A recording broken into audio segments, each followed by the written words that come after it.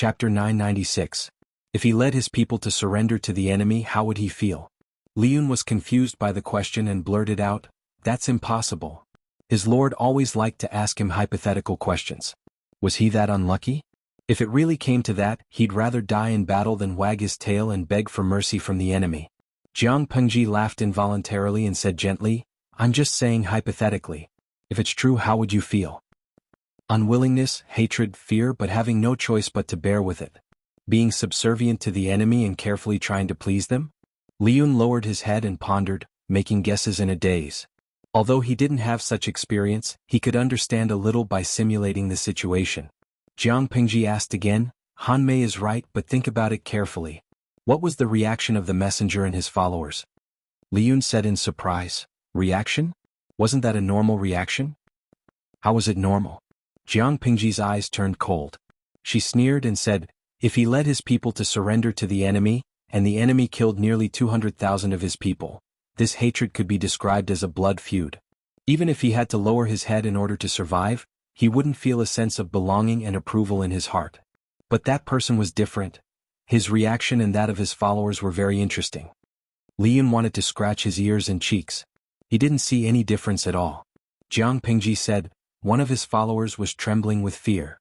On the way here, he was so distracted that he stepped into a rabbit pit and fell, so his trousers were dyed with a few strands of white fur. His boots, trousers, and sleeves all had traces of mud. Although it was a simple pat, it still left traces. After entering the main tent, that person kept his head lowered and his shoulders shrunk, but his hands were tightly clamped to the sides of his body. On one hand, he was afraid of my fierce reputation in the northern borderline. On the other hand, he hated me, but he couldn't make a move." The follower's reaction was more normal and within a reasonable range. This follower showed hatred, but the other followers were timid. The fear in their hearts was greater than the hatred. On the other hand, the tribal messenger's reaction could be said to be interesting. Before meeting me, he ate roasted lamb, drank horse milk wine, and slept with beautiful women, so the smell on his body was a little strong. From this, it could be seen that the other party was in a rather relaxed mood. His attitude was very calm, and he did not have any of the emotions that Hami had mentioned. When he saw me, he seemed to be very respectful and fearful, but that kind of respect was too fake and perfunctory. No matter what, Jiang Pengji was someone who had climbed up from the bottom to the top. She was all too familiar with such perfunctory tactics. Liyun hesitated for a moment, then said hesitantly, "If it's just a perfunctory answer, it seems reasonable?" Those who represented the tribe to surrender to Jiang Pengji must be the higher-ups of the tribe who had a higher status. Even if he had no choice but to surrender to the enemy due to the situation, he still didn't approve of it in his heart. Therefore, perfunctory was still acceptable. Jiang Pengji said, "However, when a fearful follower and a fearless messenger are placed together, it doesn't make sense." Liyun suddenly thought of something and a strange feeling flashed in his heart. "My lord, you mean, they are pretending to surrender?" If the people who came to surrender had nothing to fear, his lord would probably just beat them up and see what would happen on the battlefield. Surrender my ass without any sincerity. If the people who came to surrender were all trembling with fear, afraid that they would meet a new superior who would kill people like flies, this reaction was the most normal. To be honest, his lord's reputation in the north borderline was so fierce that it could stop children from crying at night. However, in reality, the leader of the messenger and his followers had completely different attitudes. The former ate meat, drank wine, and slept with women. How was it a humiliating surrender? What did this mean? It meant that there was something fishy going on. No matter what it was, they couldn't let their guard down. In a place like the battlefield, pretending to surrender has been tried and tested many times. Why is it impossible? Jiang Pengji's eyes carried a hint of coldness. She said, "But it's still too early to say this. First, send someone to secretly watch them. Once there's any abnormal movement, report back immediately. Don't alarm them." Liyun accepted the order and retreated. Wei Si, who was at the side, didn't leave. Instead, he looked at her with a strange gaze. "Why are you looking at me like that?" Jiang Pengji walked forward and sat beside him. "Can you see anything after looking at me for so long?" Wei Si smiled. "Nothing, I just suddenly thought of something." Jiang Pengji raised her eyebrows and chuckled. "What's so fascinating about it? Ever since I met you, my lord, no one has been able to hide anything from you. Whether it was a fake surrender or other deceptive means, in Wei Si's memory, it seemed that no one could hide anything from her. Was it because she was too vigilant, or had she never trusted anyone from the bottom of her heart? He was so worried about gains and losses in his previous life. Other than having a sensitive and thoughtful personality, another important reason was that he didn't feel much trust from Her Majesty. That feeling was hard to describe, but he really felt that there was an insurmountable gap between him and Her Majesty. If people in his previous life knew about this, they would definitely say that he was talking nonsense. How could Her Majesty be suspicious? If Her Majesty was suspicious, how could she tolerate Wuxia? When a meteorite fell from the sky, which person in power wouldn't have the intention to kill? Her Majesty chose to go easy and did not pursue Wuxia's family. Could this be called suspicious? Wuxia didn't agree with this statement. Being suspicious was not the same as not trusting. Her Majesty wasn't a suspicious person, but she really didn't trust anyone. In the past he would rather keep this to himself than say it out loud, but now he wanted to clarify things. Jiang Pengji said narcissistically, "That's because I'm wise and powerful. Any deception is futile in my eyes." Wuxia asked in return, "My lord, do you really think so?" "In my opinion, I'm afraid that my lord doesn't trust anyone." "Zixiao, what's wrong with you?" Jiang Pengji said, "Even if I don't trust others, it's impossible for me to not trust Zixiao." Wuxia pursed his lips and said, "If that's the case, why did my lord even—" Jiang Pengji's expression froze. "Even what?" Wuxia hesitated for a while and wrote a word on her palm with his finger. He lowered his voice and said, "You don't even trust this person. If even that person wasn't worthy of his lord's trust, Wuxia didn't know who else in this world was qualified to do so." "Zixiao, I'm very happy that you were able to get the answer," Jiang Pengji said. Jiang Pengji said, "I know where you come from. Based on your intelligence you probably suspect my identity. Why don't I trust people? It's only because they aren't worthy of my trust. Do you understand?" Because she knew the truth and saw through it, any obstacles were useless in front of her. Wuxia looked at Jiang Pengji with a complicated gaze. It was a little unfamiliar but more of a bone-deep familiarity. Chapter 997. Looks like Lu Shi isn't as amazing as the rumors say. The tribal emissary was in a good mood after completing his mission of surrendering. As soon as he returned to a safe place, he revealed his original appearance. "Don't let your guard down. Those who underestimate Lu Shi won't have a good ending," his companion warned him. The tribal emissary lay on the animal skin chair and enjoyed the massage of the beauty's shoulders. "What are you afraid of?" he asked. "If Lu Shi suspects us, will she give us an independent campsite?" Having an independent campsite was like a child having his own room and private space.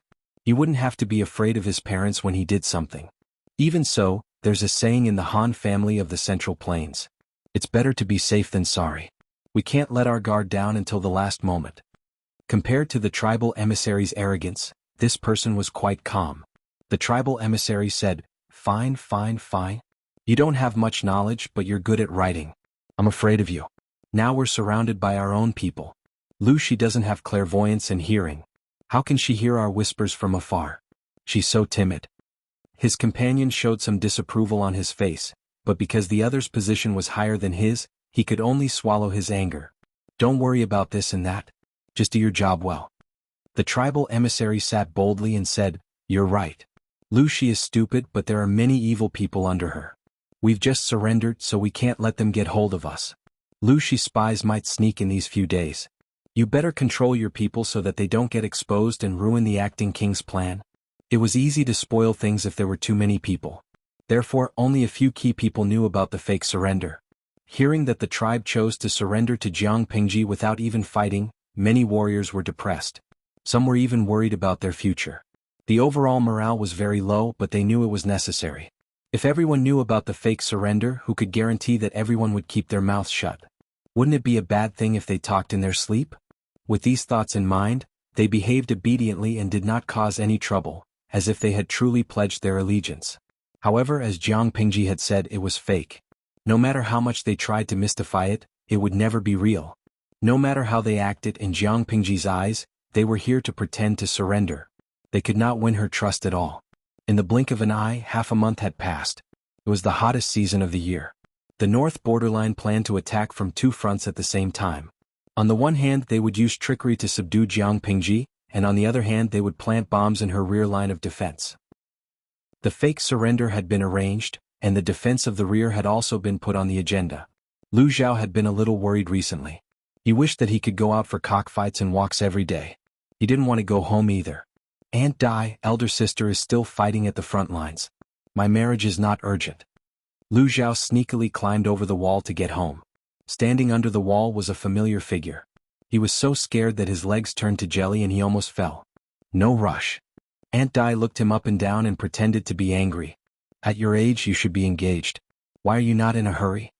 A few months ago, Aunt Dai had brought her servants and rushed to Chongzhou with only one goal: to get engaged to Lu Zhao. When he was young, his legal wife and official mother were bedridden. Aunt Dai was in charge of the household. Fortunately, Aunt Dai did not purposely torment the sons and daughters of the concubines in the backyard, so Lu Zhao could live a comfortable life. Although Aunt Dai was arrogant and treated people coldly, Lu Zhao admired her when he thought about the situation of other sons of the concubines. It was one thing to be admired and respected, but it was another thing to be forced to get engaged. And I'm still young. I haven't had enough fun. Lu Zhao was not against getting engaged, but he did not want to get engaged at this juncture. Before he could finish speaking, concubine Dai looked at him with a cold and sinister look. Lu Zhao felt a chill down his spine. He forgot what he was going to say. Haven't had enough fun? You can still have fun if you're engaged. You're all grown up. You can't be willful. Aunt Dai said. Lu Zhao. Before she finished speaking, a familiar voice came from behind. The child is still young. Why are you forcing him? Lu Shi was dressed casually. He looked like he was taking a stroll after a meal. He walked forward and looked at his concubine and son of the concubine. He said coldly, if Zhao is useless then so be it. I can't count on him. Lu Zhao and Aunt Dai's expressions changed, but their expressions were slightly different. The former was slightly hurt while the latter seemed to be enduring something. After a while, Aunt Dai said in a tone that left no room for negotiation, what if I insist on forcing him? Cousin, are you going to stop me? Lu Shi glanced at Lu Zhao and sighed. The older you get, the more your temperament? More what? Aunt Dai raised her eyebrows. Her face was filled with genuine anger. I said I want Lu Zhao to get engaged as soon as possible. Lu Shi's gaze froze. He met Aunt Dai's eyes. In the end he was defeated. Okay, I'll let you decide. Zhao, don't disobey your stepmother. Aunt Dai's face twitched when she heard Lu Shi's words. Stepmother? Even after so many years she still couldn't get used to being called that. Lu Shi left. Lu Zhao couldn't resist Aunt Dai's thick thighs. He could only accept his fate and submit to reality.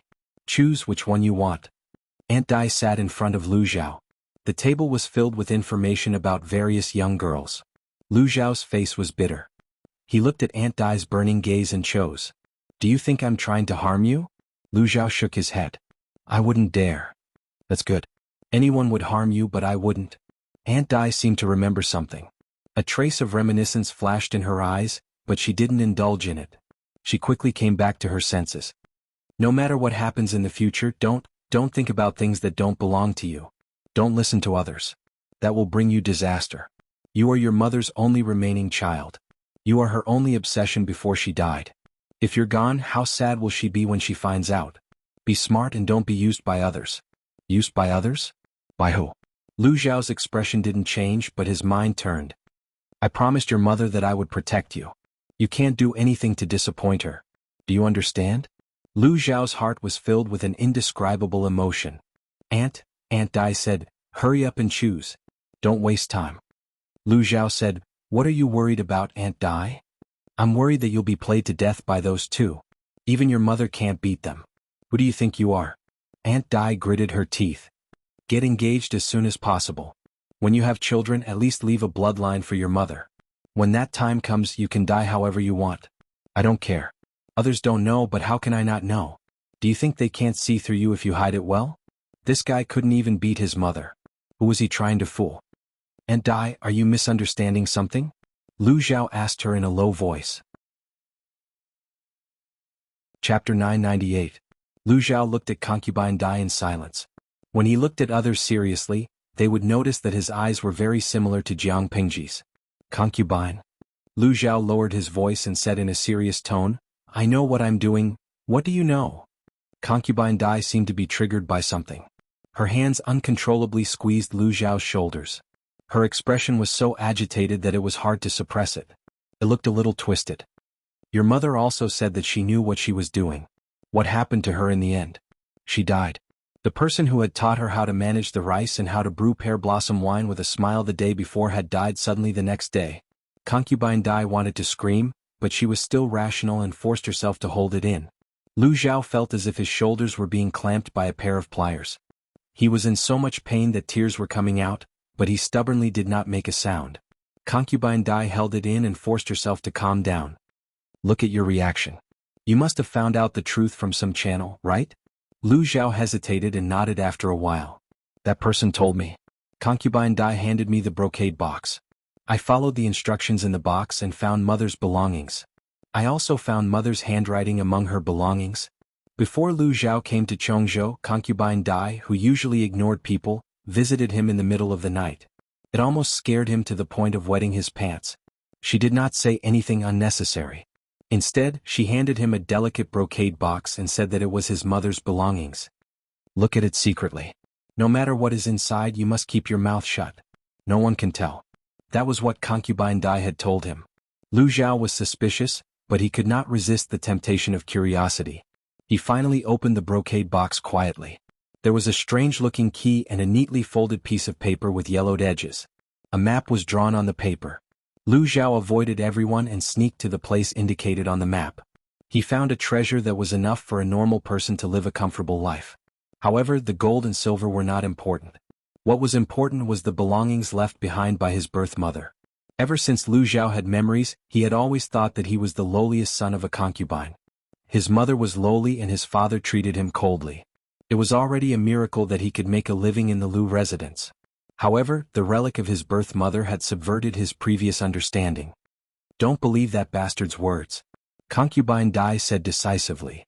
Don't believe anything that man says. If you really can't make a decision, you can trust Lanting. Trust Lanting. Even if you are ignorant and incompetent, you will at least be a carefree prince in the future. Lu Zhao's face turned red. He really hadn't thought that far ahead. He was used to being a coward and was used to living a comfortable life. He only wanted to set up a trap to protect the people he wanted to protect. That's what Mother wrote in her diary. Sister is absolutely trustworthy. Lu Zhao seemed to have thought of something and added, and you? When Concubine Dai heard this, she was stunned. Her beautiful face was filled with sorrow and her eyes seemed to be weeping silently. Did she really say that? Under Concubine Dai's passionate gaze, Lu Zhao nodded with difficulty. Yes, that's what Mother said. Humph, at least she has a conscience. Concubine Dai snorted lightly, but the corners of her mouth could not help but rise slightly. I just don't understand. Why does Concubine Dai want me to get married as soon as possible? Lu Zhao was still depressed when he thought about it. He was being forced to get married. He was speechless. Get married as soon as possible and leave the family as soon as possible. Concubine Dai said, no matter where your sister comes from, do you think she really loves you as a brother? Do you think Lu Shi loves you so much? If you are too much of an eyesore, Lu Shi's men can kill you. Lu Zhao swallowed nervously, feeling a chill on his neck. Concubine Dai was right. If he stood in his sister's way, even if she did not do anything, her men might secretly do it. He did not have that many lives to hide from the schemes of those shrewd people. Separating from the family is not a long-term solution. Concubine Dai sneered and pointed at the pile of information on young girls on the table. The girls I chose for you have good looks and good figures, but their families are not that good. Without a strong family, Lu Zhao's appearance was so weak that he would not be eye-catching. Lu Zhao took a closer look. It was true. The girls in the pictures were beautiful, but their families were not that good. Concubine Dai, we should wait for my sister to come back and make the decision. Let her help us choose. Lu Zhao still insisted on his own opinion. Concubine Dai had just calmed down, but Lu Zhao hurriedly comforted her. He raised his hand and held Concubine Dai's wrist. Concubine Dai, if what my mother wrote in her handwritten notes is true, I think you may have misunderstood something. I am not greedy for power, nor do I covet my sister's future. I did not put in a good word for that person. I only believe in my own judgment and try my best to fulfill my mother's last wish. What was her last wish? What do you think? Lu Zhao asked. Concubine Dai's beautiful cheeks were covered with frost, and her eyes were full of murderous intent. Lu Zhao felt that his neck was about to freeze. She was killed by someone, but she still refused to forget that person. I compromised and married him. Why didn't she look at me? Lu Zhao was speechless. No, there was too much information in this sentence. Lu Zhao, remember, you can't win against those two people. When concubine Dai said this, her eyes flashed with fear. What, two souls in one body? I don't believe it at all. That was clearly a lonely ghost of unknown origin. As for the other person, Lu Zhao patted concubine Dai's shoulder to calm her restless emotions. He opened his dark and pure eyes and said softly, Concubine Dai, I know. But it seems that there are some things that only I can do. Lu Zhao was not a stupid person. Since he knew the social status of a concubine, he knew how to hide his abilities. He could learn the things that the teacher taught him only once, but he still pretended that it was difficult and insisted on learning it more than 10 times. Because he could not steal his brother Lu Shi's limelight. Well, in the end it was confirmed that it was his sister. After all, if a concubine wanted to live a good life, he must not be better than a legitimate son. At such a young age, no one taught Lu Zhao these things, but he learned it without a teacher, which showed how smart he was. But there was something that he must not know. If one pretended to be a pig to eat the tiger for too long, he would sooner or later become a pig. Lu Zhao pretended to be a bad student, and after a while he became like a pig. It was good to be a bad student, and he did not have to care about eating, drinking and playing. Coincidentally, his sister, who came back from the dead, was an all-rounder, and in the future she would be the ruler of the world. Who could be more powerful than him? Not to mention that Lu Zhao was heartless and did not care about his sister's kindness. He had not met his sister many times and they did not even talk much. How could they talk about feelings? What can you do? Concubine Dai sneered, even if you don't hide your abilities, who can you beat? Lu Zhao. He could not beat anyone, so there was no need to remind him of such a sad reality again and again. No, concubine Dai. Lu Zhao looked around and waved at her. The two whispered, I suspect that person is fake. Fake. Concubine Dai opened her eyes wide in shock. Chapter 999. After much persuasion, concubine Dai was sent away. Lu Zhao, who had a headache from being urged to marry, let out a long sigh of relief. However, he was only happy for 2 days before another matter came to him. This time it was a little tricky. This had to start with Lu Zhao's gang of scoundrels. As a young master with 2 thick legs, Lu Zhao, the son of a concubine, was very popular in Chongzhou. Whenever there was something fun or delicious, people would remember him. He was like a flower at a banquet. Wherever there was good wine and food, he would be there. On this day he went out as usual. The person who sent the invitation was a member of an aristocratic family in Chongzhou. It was from his sister's faction. Lu Zhao naturally had to give face.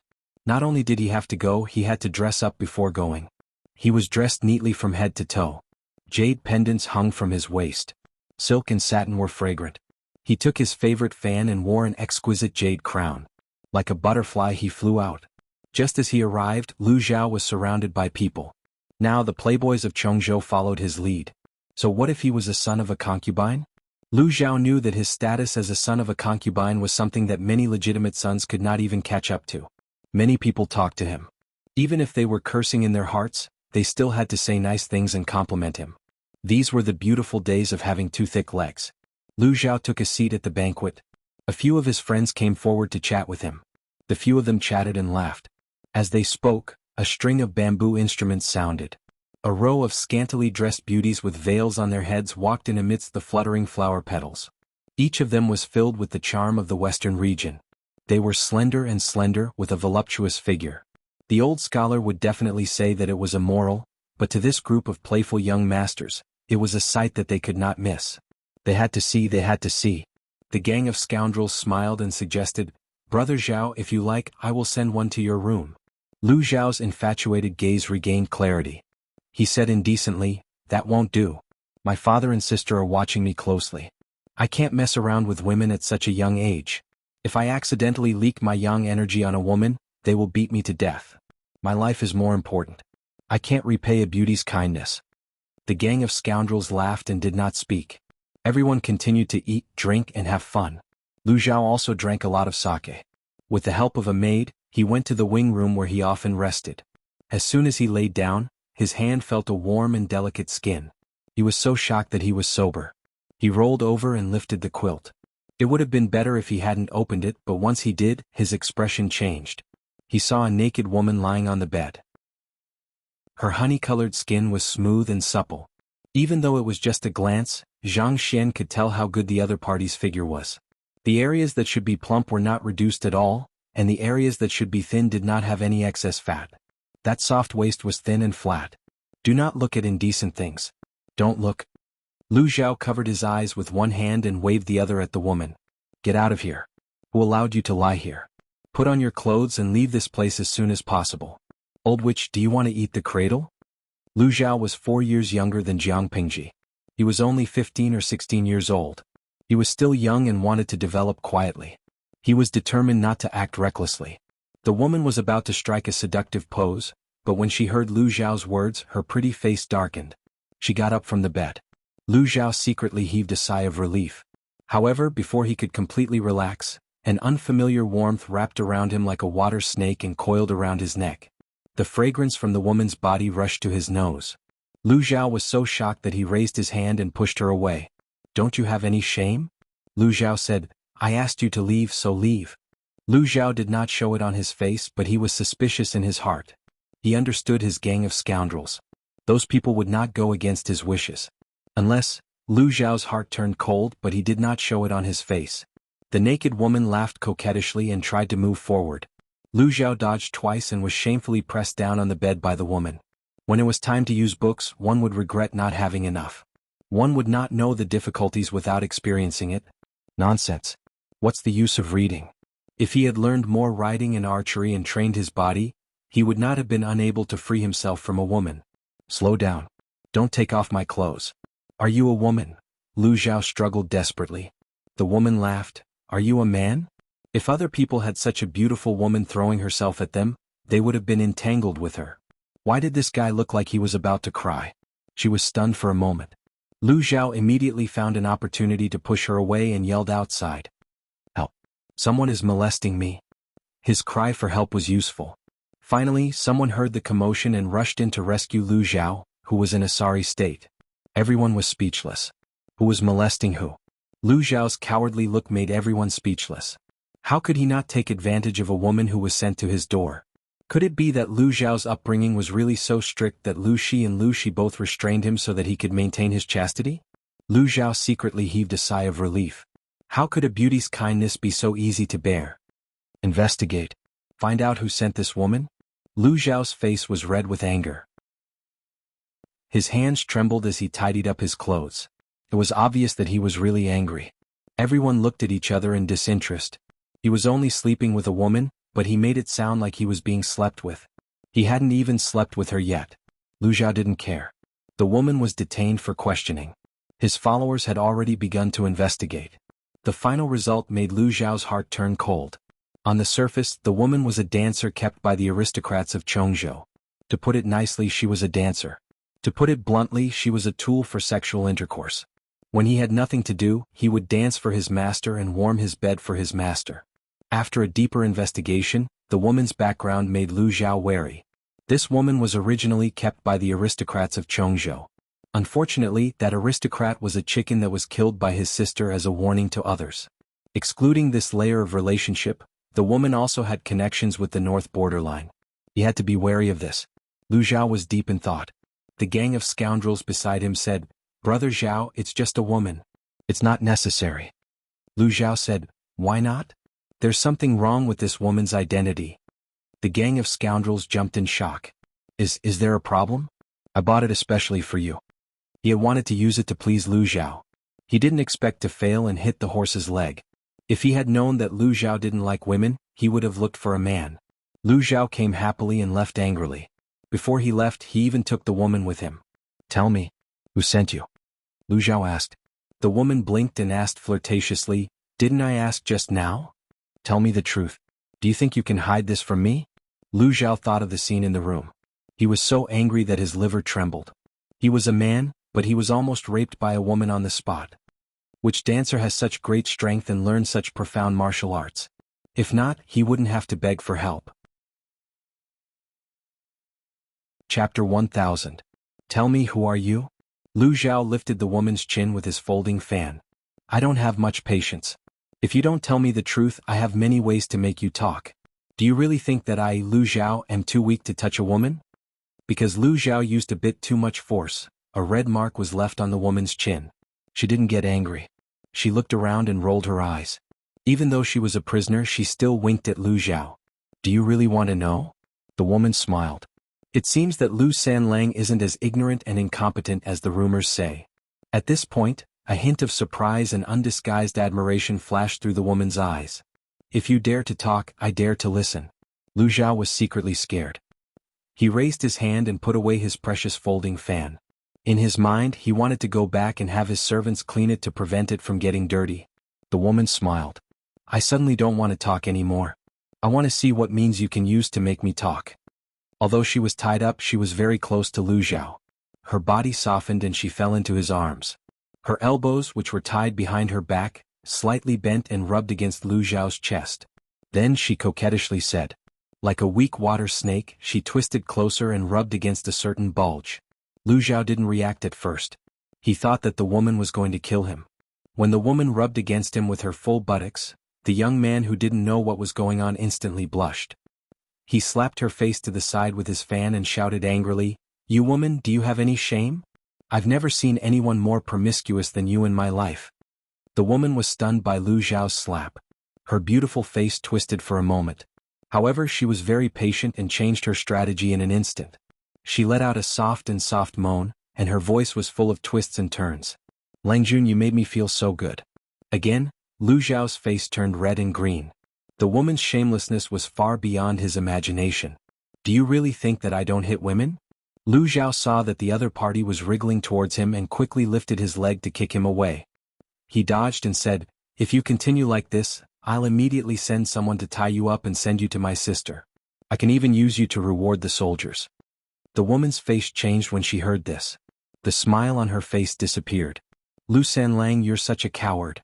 The woman struggled to sit up.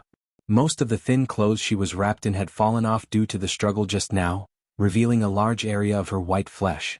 She didn't mind her appearance and instead looked at Lu Xiao with a sneer. Lu, she is just a woman. In the end, she will still have to marry. The Lu family business will be inherited by you in the end. Are you willing to submit to others?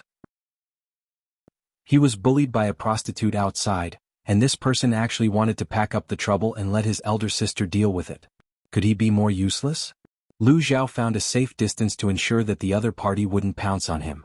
Only then did he slowly calm down. Why would I not? Lu Xiao squinted. His black eyes flashed with a hint of fierceness. The woman in front of him must have been ordered to instigate him and his sister. He thought for a moment and smiled. Do you know how much my monthly salary is? Do you know how much the brocade satin, the fragrant pouch, the agate bracelet, and all these miscellaneous things are worth? The woman was confused by Lu Xiao's unreasonable answer. The cheapest one. If you use your body to earn money, you can earn it for at least 3 to 5 years, right? Lu Xiao smiled wickedly. The woman's face suddenly turned pale. He continued, I don't need to do anything. As long as I live a simple life, my identity can bring me endless wealth and a superior status. Why should I give up a good life and be stupid enough to fight for power with my sister? The woman widened her eyes in shock. This was completely different from the script. It's not that I want to criticize you, but you think too highly of me. The only advantage I have over my sister is that I have more meat. Lu Xiao pointed at the spot a few inches below her navel with her slender fingers, which were obviously from a pampered lifestyle. That sister of mine, she's really ruthless when she wants to be ruthless. Believe me, if she really wants to cripple me, maybe I'll have to bear the pain of separating my flesh from me. Although Jiang Pingji didn't act too tough and ruthless in front of Lu Xiao, he wasn't stupid. How could he not guess? Under the woman's shocked gaze, Lu Xiao continued, I think you have some misunderstandings about the Han culture. There's nothing wrong with a man inheriting the family business, but it doesn't mean that a dominant daughter doesn't have the right to inherit. Have you heard of marrying into the family? Not to mention that I'm a bastard. Even if I'm a legitimate son, it's easy for my sister to kill me quietly. No matter who the master behind you is, I can only say that his brain isn't good. Why don't you instigate my father to fight with my sister?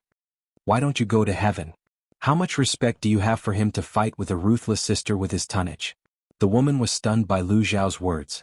She couldn't wrap her head around it for a while. Her face darkened. Are you really willing? Lu Xiao snorted. He said, I'm willing. I'm willing. She was afraid that he wouldn't even have the chance to be willing in the end. The woman was angered by Lu Xiao. She said angrily, Coward. Riches come from danger. The youth in front of her was useless to the extreme. Lu Zhao raised his eyebrows. Continue scolding.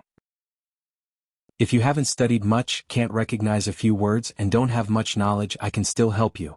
The woman almost crushed her pearly white teeth. She had never seen a useless person who was more cowardly and useless than Lu Zhao. He was determined to be useless and no one could help him up. How could such a Lu Zhao make him and Lu Shi fall out? The woman's mind spun a few times. No one knew what she was thinking. A trace of malice flashed in Lu Zhao's eyes. He said, "Sister is too far away. Why don't I hand you over to my father?" Lu Zhao was a man of his word. When he got home, he threw the woman to Lu Shi, who was unemployed at home. "This woman is trying to sow discord between you and Lanting?"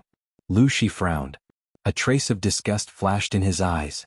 Lu Zhao said, "This person has evil intentions. We can't let her go easily. Sister is in danger in the Beijiang. We can't let these people take advantage of her." "You're right," Lu Shi said. "Lanting is open-minded, but no matter how good your relationship is, it can't withstand suspicion. If these people ruin your relationship with Lanting, they won't be able to pay for it even if they die a few times. Leave this matter to me. You can go now." Before Lu Zhao left, he asked, "Father, how do you plan to deal with this woman?"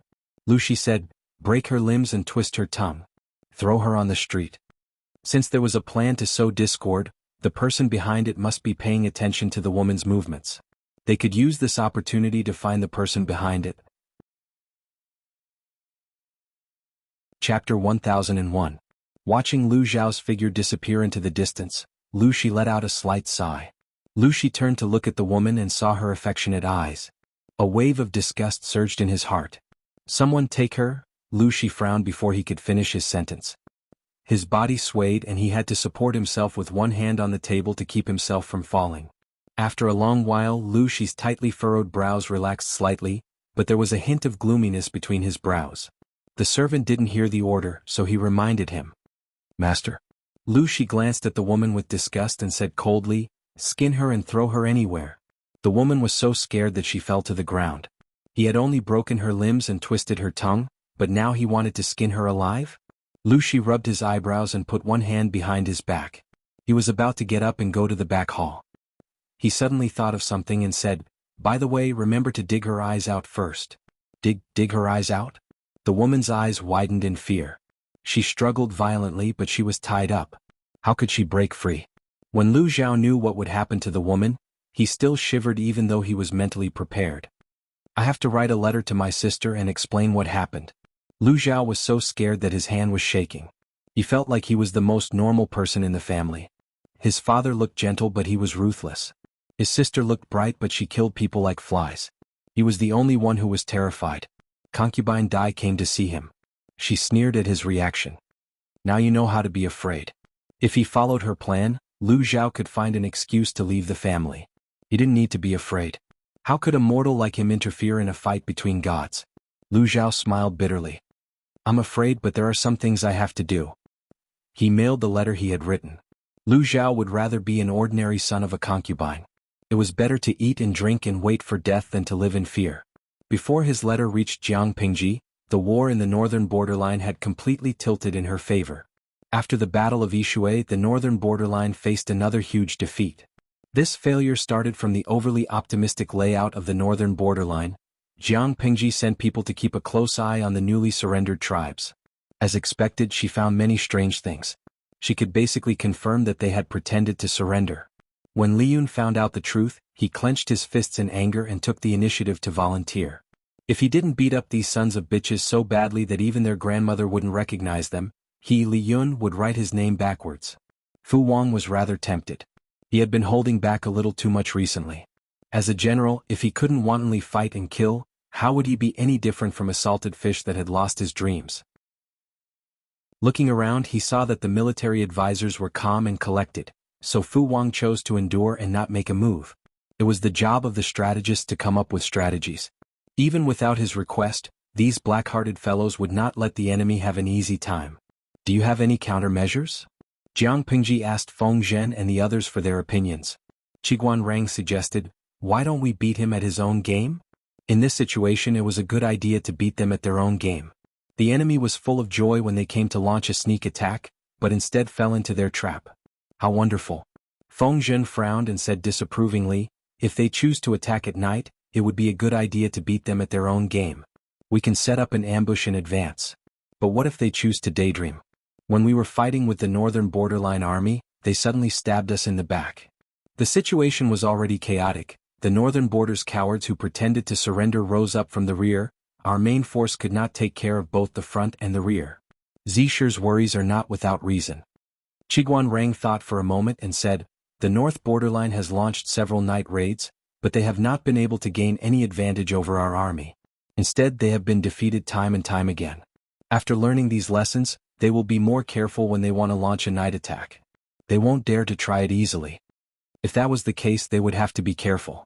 If they were careless and failed miserably in an easy task, the drop in morale was secondary. What they were afraid of was a counterattack from the northern borderline. If they succeeded in their counterattack, their efforts in the first half of the year would be for naught. When dealing with tough bones like the northern borderline, if they were not crippled in one go, they would not truly be docile. Sun Wen lowered his eyes. He seemed to have thought of something and his lips curled into a cold smile. My lord, I have a plan that can ensure our safety. Jiang Pingji said, tell me in detail. Sun Wen stepped forward and bowed. He said, everyone in the tribe is a captive. Naturally, they are part of our army. They should be contributing to our army. None of the people present were stupid. Even if Sun Wen only said half of it, they could guess the other half smoothly. Sun Wen was planning to push the tribes who pretended to surrender to the front line as scapegoats. Jiang Pingji was still streaming at the moment. The audience also participated in the discussion with great enthusiasm. They always had the illusion that they were the counselors of a feudal lord, giving instructions and commanding the country with great vigor. Strawberry yogurt, this is not good. Let the enemies who pretended to surrender be our vanguard. It will be more convenient for them to steal military secrets. Mingtian Liugang, Sun Wen is a ruthless person. With a few words he can make his enemies kill each other. We can't afford to offend him. Aloe flavor yogurt, if we let the enemy be the vanguard, our troop movements will be under the enemy's nose. Lao Siji Lianming, you can't say that. In ancient society the transmission of information is very slow, and there is a strong lag. Letting the tribes who pretended to surrender be the vanguard will indeed expose our military movements, but we can use them to send the wrong message to the enemy. Who said that war was as simple as killing people? There were many twists and turns in it, and the complexity was more complicated than the fights in the palace. Since ancient times, which famous general who could fight a war was a fool? There were more and more holes in their minds. Sun Wen's intention was the same as the audience, Lao Siji Lianming, to deliberately mislead the enemy with false information. This is a good plan. If it is used properly, we can turn the tables and let the north borderline be led by the nose by us. Jiang Pingji's knitted brows relaxed slightly, and her mood improved a little. However, how to mislead the enemy and how to set up a trap for the enemies who pretended to surrender and their own people to fight each other was still something they needed to discuss slowly. The military meeting went on for more than 2 hours. Until every detail was considered, Jiang Pingji let everyone disperse.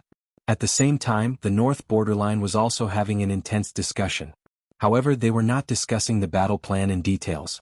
They were simply arguing about who should get the honors. They did not hear wrongly. They were competing for a good opportunity to render meritorious service. The third prince listened to the whole process quietly. He was so angry that his heart, liver, spleen, lungs and kidneys were hurting. The war had not started yet, and these idiots already thought that they had a chance to win. It was as if they could send a pig to hold the line and win for sure. Who gave them this courage? Even if his teacher was still alive, he did not dare to say that his plan would definitely achieve the desired results. I don't want to listen anymore. If I continue to listen, I will die of anger. The third prince casually found an excuse to leave the big tent. His brothers were still immersed in the imagination of the future. The first prince followed him out. What? You have no confidence in them?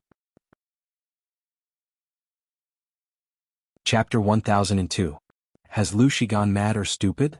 The envoy who was in charge of pretending to surrender rubbed his hands excitedly and paced back and forth in the tent. His face was full of uncontrollable excitement. I just went over to show my loyalty and deliberately confuse her. She's actually stupid enough to put us in an important position? The smile on the envoy's face could not be suppressed. It almost reached the back of his ears. In order to win Jiang Pingji's trust and lower their guard, the envoy from the northern borderline had to show his loyalty when he saw Jiang Pingji. He never thought that the other party would really dare to use the troops who had just surrendered. Aha, Lushi even said, "Don't suspect the people you use and don't use the people you doubt." What a joke. The envoy from the northern borderline had a hazy and stern look in his eyes. When he thought of the war and casualties that Jiang Pingji had brought to the northern borderline, he wanted to tear this woman apart and eat her alive. Are the people of the Central Plains so naive? But naivety is naivety. It's convenient for us to go to the front line. For the northern borderline, Jiang Pingji, who had brought them huge casualties, was a devil and executioner who killed without batting an eye. His companion's ears grew calluses from listening to him. He said impatiently, "You've repeated the same words several times. Lu Shi might not have good intentions in sending us to the front line. Isn't he just using us to charge and break through the enemy lines for him? We're sacrificing our lives for nothing. If they went to the front line, the enemy would be their people. What was there to be happy about?" The envoy from the northern borderline put on a stern face and showed an expression of exasperation. "You're really stupid. Why can't you think positively? What does it mean for us to be the vanguard? It means that Lu Shi's battle deployment can't be hidden from our eyes. We'll inform the imperial court and work together. No matter what tricks Lu Shi has, he won't be able to escape. As for being used by Jiang Pingji to kill each other? Compared to the overall situation, this sacrifice was nothing. A man had to learn to make choices and not be constrained by petty gains." His companion sneered and said, "I don't know about other things, but I know that Lu Shi is a sinister and cunning person. How can he easily trust the enemy who has just surrendered? Maybe there's a trap waiting for a fool like you to jump into it?" The face of the northern borderline tribe emissary darkened. This person was always going against him. The more he looked at him, the more he disliked him. "Humph." He snorted heavily and said darkly, "Since that's the case, don't regret it when you make a great contribution in the future." His companion felt extremely aggrieved. He suspected that Jiang Pingji had other plans, but it didn't mean that he didn't want to share the credit. The northern borderline tribe emissary continued. "Besides, we have no choice but to agree to this. I have pledged my loyalty to Lu Shi. Now that he has asked us to go to the front lines, do you think I can find an excuse to refuse?" Once he declined, the other party would become suspicious even if he didn't. "You don't have to worry too much. If Lu Shi really knew that we were faking our surrender, she would have already sent troops to encircle and annihilate us. Why would she put us in an important position?" When the accomplice heard this, he felt that it made sense. They did not have the initiative in this matter. If Jiang Pingji wanted to scheme against them, they could only take it one step at a time. "We will inform the acting king of the imperial court of this matter and try to reduce casualties." The accomplice was loyal to the northern borderline. When he thought of killing his own people on the battlefield, he felt upset. "Although we have to put on a show for Lu Shi, we can't go overboard." The northern borderline tribe emissary wanted to claim credit, so how could he listen to his words? Not only that, but he also felt that his companion was too timid and soft-hearted. They could only get access to real military secrets if they completely won Lu Shi's trust. If she became suspicious or discovered something, not only would they have to die, but even the people they brought along would have to die with them. If this matter was successful, the benefits would be unimaginable to them. Wealth came from danger. Little did they know that their little tricks were all within Jiang Pingji's expectations. It was still unknown who would emerge victorious. The acting king of the northern borderline had been replaced by the sixth prince. When he saw the secret report that the northern borderline tribe emissary secretly passed to him, he was so happy that he slapped the table and stood up. "The heavens want our northern borderline to prosper." The sixth prince was overjoyed. He summoned his maternal uncle and a few advisors that very night. He knew that it was not good to rely too much on the power of the external relatives, but that was his biological uncle. If he could not even trust them, who else in the world was worthy of his trust? The sixth prince's uncle read the secret report. His eagle-like eyes darted around and he asked, "Acting king, is this true?" "The information is true. Of course it is true." The first uncle asked in a low voice, "Has the acting king thought about who to send to put on this show?" The sixth prince was stunned for a moment. He said, "I haven't thought about it yet." The maternal uncle smiled sinisterly and said meaningfully, "Why don't the acting king take this opportunity to clean up the mess?" The sixth prince's eyes darkened. He understood what his maternal uncle was hinting at. This was indeed a good opportunity to eradicate dissidents. Although he had become the acting king with the support of his maternal tribe, his other brothers were not without the ability to resist. If he did not completely suppress his brothers, his position as the acting king would be unstable. The acting king and the king only differed by one word, but the two could not be equated. "Uncle, let me think about it again." He could not show too much enthusiasm when dealing with his own brothers. It would make him look so cold and heartless. He said that he would think about it, but he was just being pretentious. The sixth prince targeted the eighth prince. The first and third prince were already useless. The fifth prince was useless. The eighth prince and the seventh prince teamed up to cause trouble. They were the biggest threat. Counting his surviving brothers, the sixth prince did not hesitate to aim the butcher's knife at his own brothers. The society of the northern borderline was like this. There was no brotherhood at all. When the father died, the sons could inherit the wives' and concubines' property. When the brothers died, their wives and children could also be inherited by their brothers. In such a chaotic and unruly society, these princes could not be expected to treat each other with respect. The eighth prince and the seventh prince did not know the plan, but their intuition told them that the sixth prince was up to no good. Isn't he afraid that the other brothers would have too much military power and overthrow him? Why did he agree to the eighth brother's command so readily?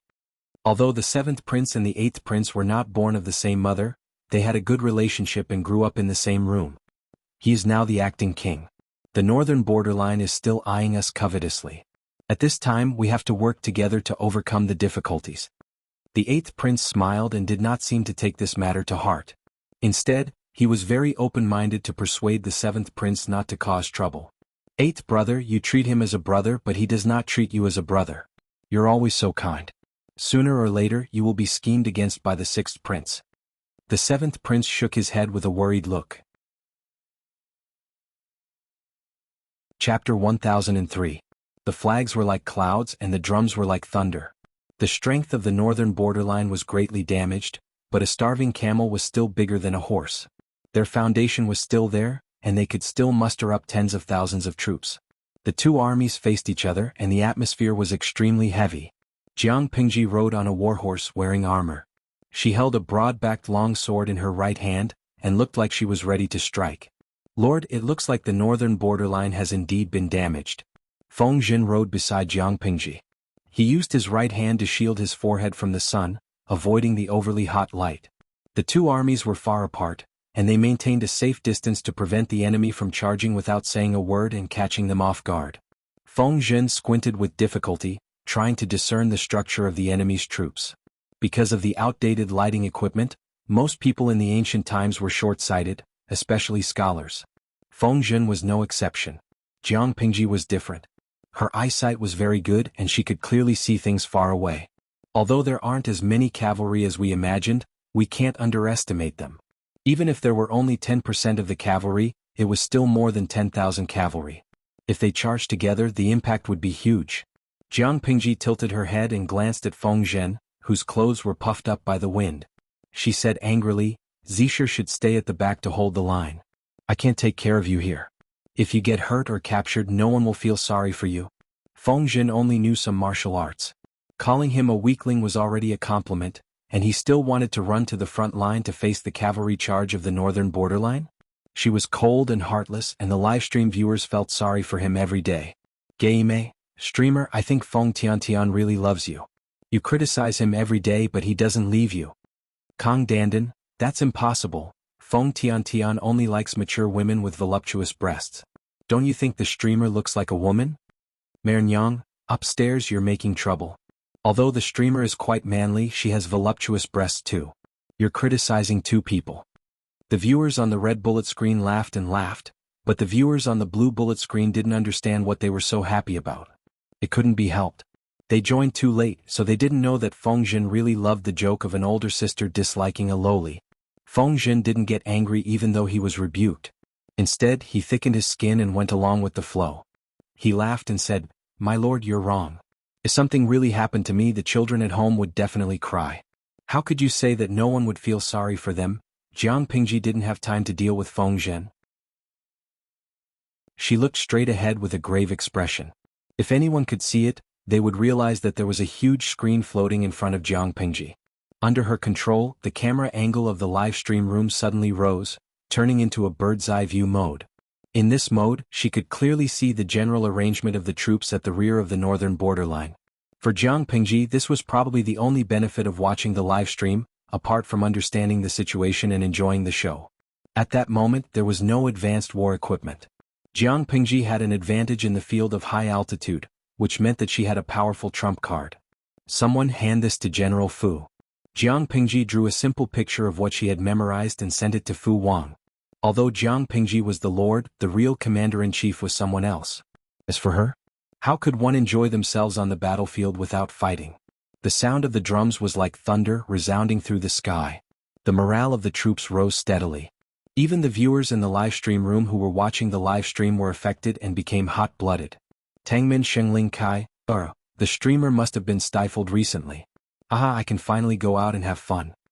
Fuxing Ruotsai, my heart aches for the streamer's subordinates. It's exhausting to have such a lord. Gui Kai Guofengxiu, to be honest, I don't recommend that the streamer go out and have fun. It's too dangerous.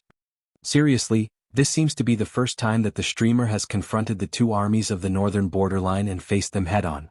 The cavalry's mobility is too strong and their charge is fierce. The streamer is playing with her life. Xiao Wangxing, the streamer has fought a few battles with the northern borderline. How can you say that this is the first time? Lao Ciji Lianming, previously it was either an ambush or a trick. There was more or less an element of trickery, so it can't be considered a head-on confrontation. It's different now. The two armies are facing each other. The streamer's side has to face the charge of more than 10,000 cavalry from the northern borderline. The meaning is different. The northern borderline is famous for their cavalry. They are the mighty army that roams the grasslands. Previously they were separated by the Yi River. Later, when the man-made flood broke out, the cavalry of the northern borderline could not display their advantage at all. At this moment the terrain is flat. It's very suitable for the cavalry of the northern borderline to charge. How can the combat index be the same? The current battlefield is more dangerous than before. As the Lord, Jiang Pingji still wants to go to war. It's no wonder that the audience feels so sorry for Jiang Pingji's subordinates. Jiang Pingji wore a faint smile on her face. She naturally understood what the audience could understand.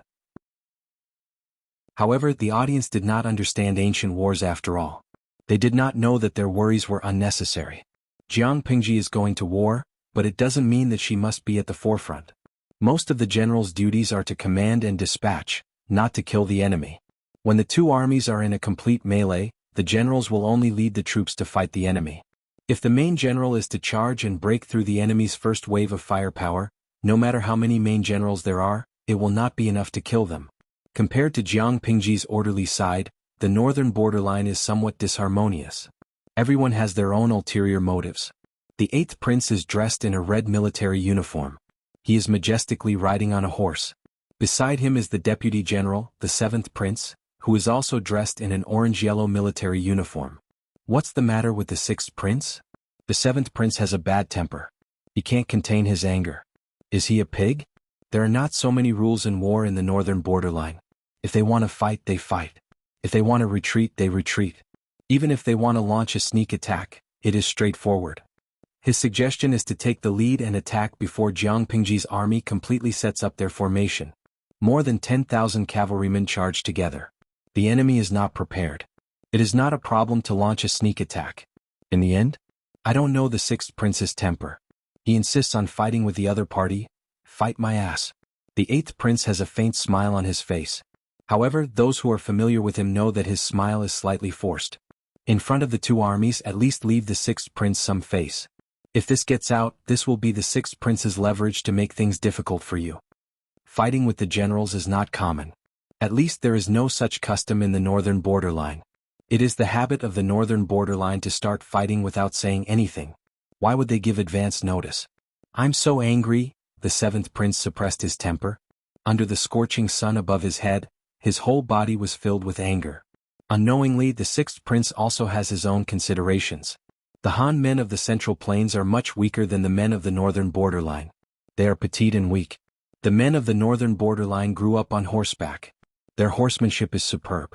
If they can regain their momentum in the general's battle, wouldn't it be wonderful? The 6th prince is right. The northern borderline's horse battle is indeed tyrannical. However, the premise of victory is that they do not encounter Jiang Pingji. I don't kill nameless people. Tell me your name. Chapter 1004. The northern borderline general's long hair was braided into countless small braids at the back of his head. He had a full beard that covered most of his face. His right ear was pierced 3 times. 3 earrings made of human bones hung from each hole. He held a heavy long axe in his hand. His voice was like a large bell. It could be heard from afar. The northern borderline general stared at the person who stepped out of the line. He frowned. The men of the Central Plains are all useless. Why did they send a sissy man like you? The northern borderline general sneered disdainfully. You're as thin as firewood. Your legs aren't even as thick as my arms. Look at you. I'm afraid you can't even satisfy your wife. Your legs will go weak after 1 round on the Kong bed, right? Ah. If you can't satisfy her, I'll help you. The northern borderline general said obscenities, but his eyes did not change. Obviously, his words were just to disturb the enemy's mood. The greater the emotional fluctuation, the easier it was to reveal flaws. Jiang Pingji rode Little White forward slowly. She stopped more than 100 meters away from the other party. She wore a silver armor that day. The armor was thick and heavy. Her cleavage had long been tied up, so the rise and fall of her womanly figure could not be seen. Although she was a woman, she was already 175 meters tall. This height was enough to make her look superior to most men. Jiang Pingji looked rather handsome and strong. The men of the Central Plains were fashionable with hairpin flowers and incense. She looked sissy. Comparing the two, Jiang Pingji, a real woman, was more manly than many men. The people of the northern borderline had never seen her before. She also did not engrave her name on her face. Who would know that she was the leader of the 150,000 troops behind her? She was the real lord. Jiang Pingji lowered her voice and said seriously, "What does it have to do with you whether I can satisfy a woman or not? I only want to satisfy the man at home. Look at how ugly you are. I'm afraid you're so ugly that you can't even find a wife. Why don't you consider finding a male partner? Anyway, with your appearance, having a child will be a scourge to future generations. It's better to have fun in time. At least you're not alone." Jiang Pingji was really a man, driving a train in front of more than 300,000 people from the 2 armies. Because they were far away, the army behind them did not know what they said, but the audience in the streaming room knew. For a moment, the entire screen was filled with praises for Jiang Pingji. Fix all high-definition loopholes? That's amazing. My streamer, when did you sleep with Beauty CI? Oh, Christmas Day, sob, I've been cuckolded by both my idol and my goddess. It's so sad. Jing was Xingxi, Beauty CI wants to beat someone up after hearing this. I bet that the streamer hasn't eaten anyone yet. When the northern borderline general heard this, he immediately revealed a disgusted expression. Bah, you're actually a rabbit. Tell me your name, I'm going to chop your bones and feed them to the dogs. He had long heard that the men of the Central Plains were very popular, but he did not expect to meet a young general of the Central Plains who was also a man. Uncle Rabbit? Did Lord Rabbit eat your rice?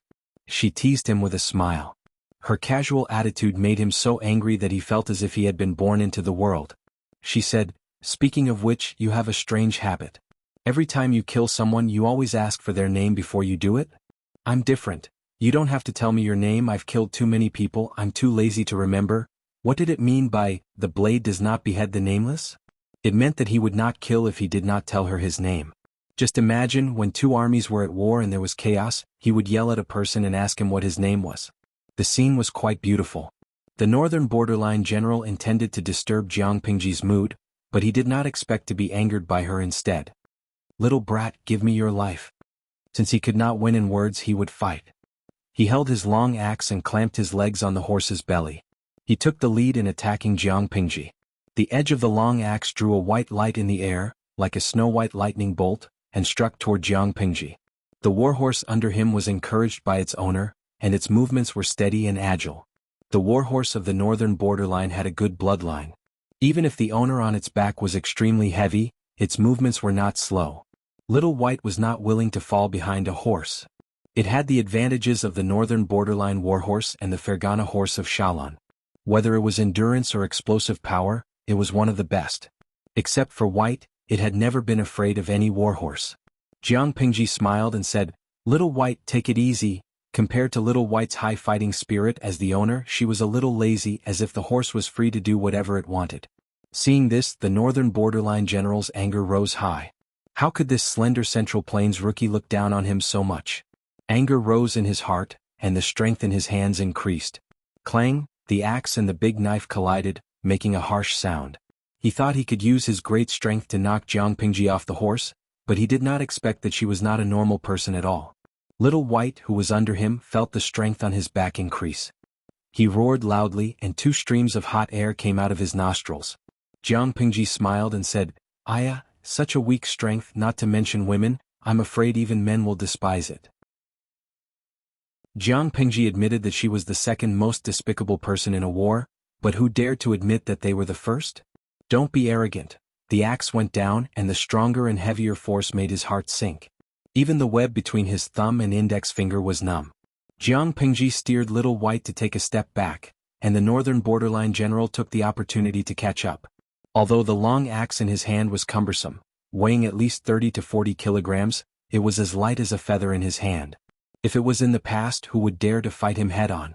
Even if the person could withstand the axe, the war horse under him would not be able to. Jiang Pingji was still at ease. The two kept fighting, and it seemed that they were equally matched. The layman just watched the show while the expert knew the ropes. The audience in the streaming room knew that Jiang Pingji was fooling around, but seeing the fierce fight between the two, they still broke out in a cold sweat for Jiang Pingji. That person's horse can't take it anymore. Fu Wang had excellent eyesight, and after a careful look he found the trick. Just as Fu Wang said, the war horse under the northern borderline general was already showing signs of fatigue. Its 2 forelimbs were trembling, and it looked like it could not bear the burden. Seeing this situation, Jiang Pingji changed her defensive posture and turned defense into offense, forcing the northern borderline general to be tired of dealing with it. Who knew how this person grew up? How could he have such great strength? Every time he received a blow, he felt his wrist shake, and the web between his thumb and index finger had already cracked and bled. "Little White!" Jiang Pingji suddenly shouted without any rhyme or reason. Little White suddenly rushed toward the opponent's war horse, raising its front hooves and charging over fearlessly. Not good. The war horse under the northern borderline general was so scared that it retreated. It did not care about its owner's orders at all. Little White took advantage of the situation and rammed into the opponent, causing him and his horse to tilt to the side.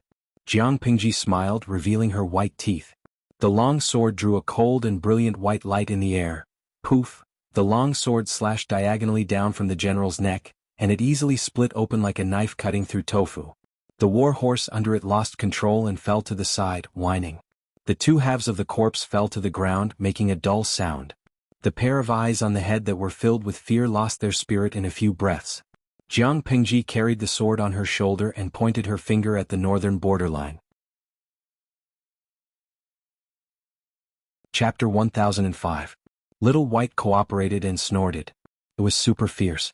The north borderline was silent. The 6th prince's expression was so grave that it could drip water. That strong man was a valiant general he had high hopes for, but he was gone just like that. What was his background? I heard that Lu Shi has the most valiant general, the wolf general Fu Wang. Could it be him? Fu Wang was not well known under Jiang Pingji's command. After all, he had been training the troops for the past few years. However, he often acted recklessly when he was under Fu Yang and Meng Zhan. That was when his reputation was built. The north borderline advocated military force. With Fu Wang's background, he was naturally valued. He was raised by wolves. In the north borderline, he was a symbol of luck and bravery. He was an idol sought after by many. I don't think so. I heard that Fu Wang is commanding the 3 armies. Why would he easily fight with others? After thinking about it, it seemed that the only person who fit the criteria was Li Yun. Although Li Yun was young, he had fought many battles with Jiang Pingji.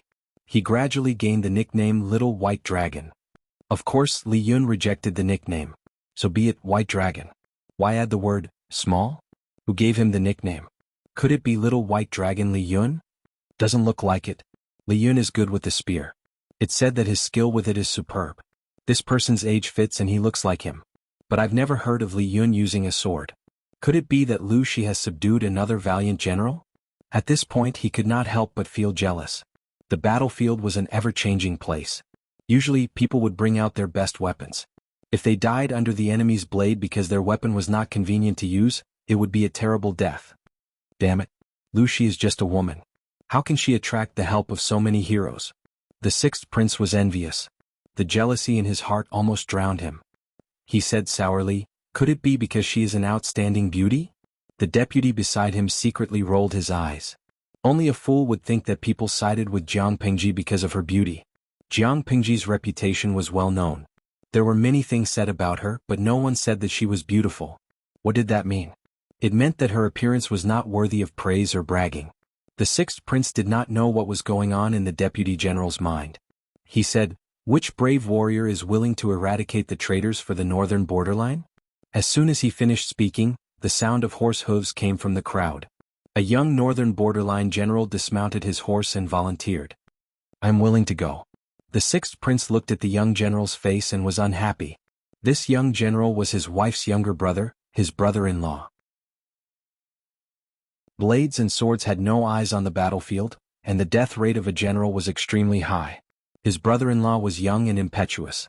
What if he lost his life because of carelessness? Even the old general had suffered a setback, let alone his brother-in-law. Just as he was about to refuse, the other party volunteered again, and the sixth prince could only agree. "Be careful of the enemy's tricks and return safely," the sixth prince urged politely. After the young general thanked him, he picked up his weapon and mounted his horse. Young people, especially young people who have not experienced real setbacks, often have dreams that are far from reality. Seeing that Jiang Pingji, who was younger than him, had beheaded an old general on his side, he was indignant. He couldn't wait to rush out and fight to his heart's content. He boasted as soon as he appeared.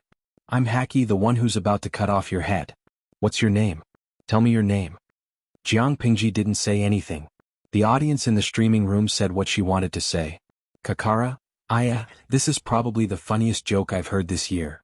Wuxia Yao Yao, haha, this fellow is going to be a trending topic on Weibo. He's going to become an internet celebrity in minutes." With the popularity of the streaming room in their world, this young man named Haki would definitely be a trending topic in seconds. Jiang Pingji smiled. "Me? I call you Grandpa." Haki was stunned for a moment. His face turned from red to green. "How dare you make fun of me?" After he finished speaking, he carried his weapon and charged forward. Seeing this, Jiang Pingji couldn't help but laugh even more happily. "Is there no one else in the northern borderline? They actually sent you out to embarrass yourself." The sound of weapons clashing was deafening. Jiang Pingji deftly dealt with it while provoking the other party's emotions. They started fighting without even saying a few words. His temperament and willpower were very poor. Even if he had a body full of martial arts, it would be difficult for him to survive on the battlefield for long. If he met someone else, he might be able to go back and correct himself. If he met Jiang Pingji, he could only go to hell to prepare to be reincarnated and sent back to the furnace to be reborn. Haki was furious. His attacks became heavier and heavier. Soon, cracks appeared on their weapons and sparks flew everywhere. "Die!" He seized the opportunity and made his move. He thought he could hit his target with one strike, but the other party seemed to have predicted it and quickly blocked his attack. Regardless of strength or combat experience, Haki was incomparable to the previous veteran. Jiang Pingji didn't even bother to brush him off. After a while, Haki was at a disadvantage. His arms were heavy and swollen. He saw that the situation was not good. He made a feint and immediately turned his horse around to escape while Jiang Pingji was dodging. Little did he know that Jiang Pingji had already seen through his plan. As he turned around, Jiang Pingji bent down and raised her hand to retrieve the bow and arrow on the back of the little white horse. In the time it took to get up, she knocked the arrow and drew the bow in one go. When Jiang Pingji released the arrow, Haki had only taken a few steps. Haki looked at his army and secretly heaved a sigh of relief. Before he could let out this sigh of relief, a cold wind hit his back. No, the sixth prince didn't see Jiang Pingji's action. Or rather, he couldn't react at all. In the blink of an eye, he saw Haki's body being pierced through by the arrow. His body fell forward violently. Quickly send someone to bring General Haki back."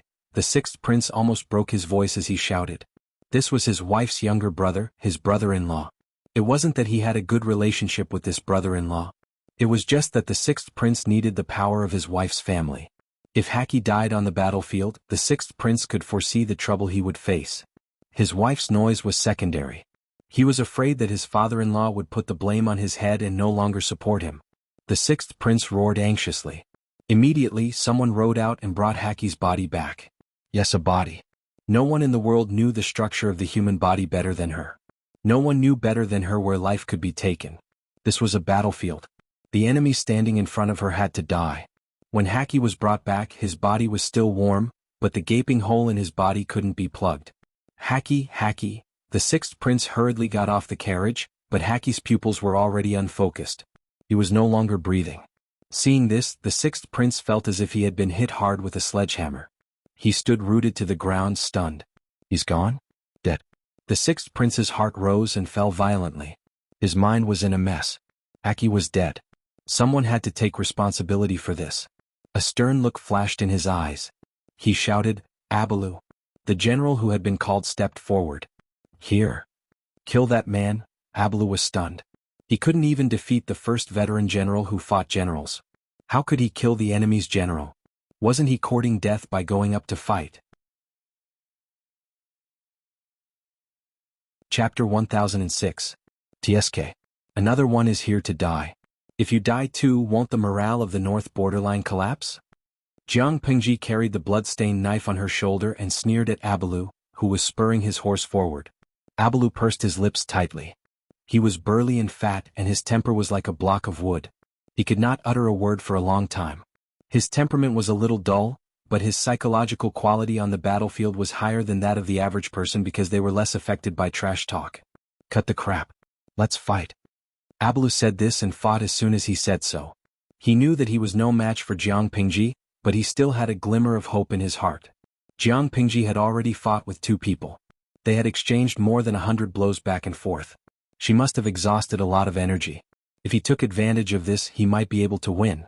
Even if he could not win, he could retreat unscathed if he was careful. However, his wishful thinking collapsed very quickly. When he fought with Jiang Pingji for the first time, a huge force that was as heavy as a mountain almost knocked him off his horse. The war horse he was riding on even neighed strenuously. Abalu knew that the first two people did not die unjustly. When strangers saw Jiang Pingji, they would subconsciously think that she walked the path of agility and did not have much strength. Ordinary people always thought that strength was related to size. The bigger the size, the greater the strength. Abalu was extremely heavy, so naturally his strength was great.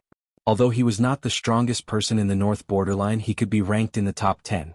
He never expected that the young man in front of him would not walk the normal path. Only after fighting with him did he know how terrifying his strength was.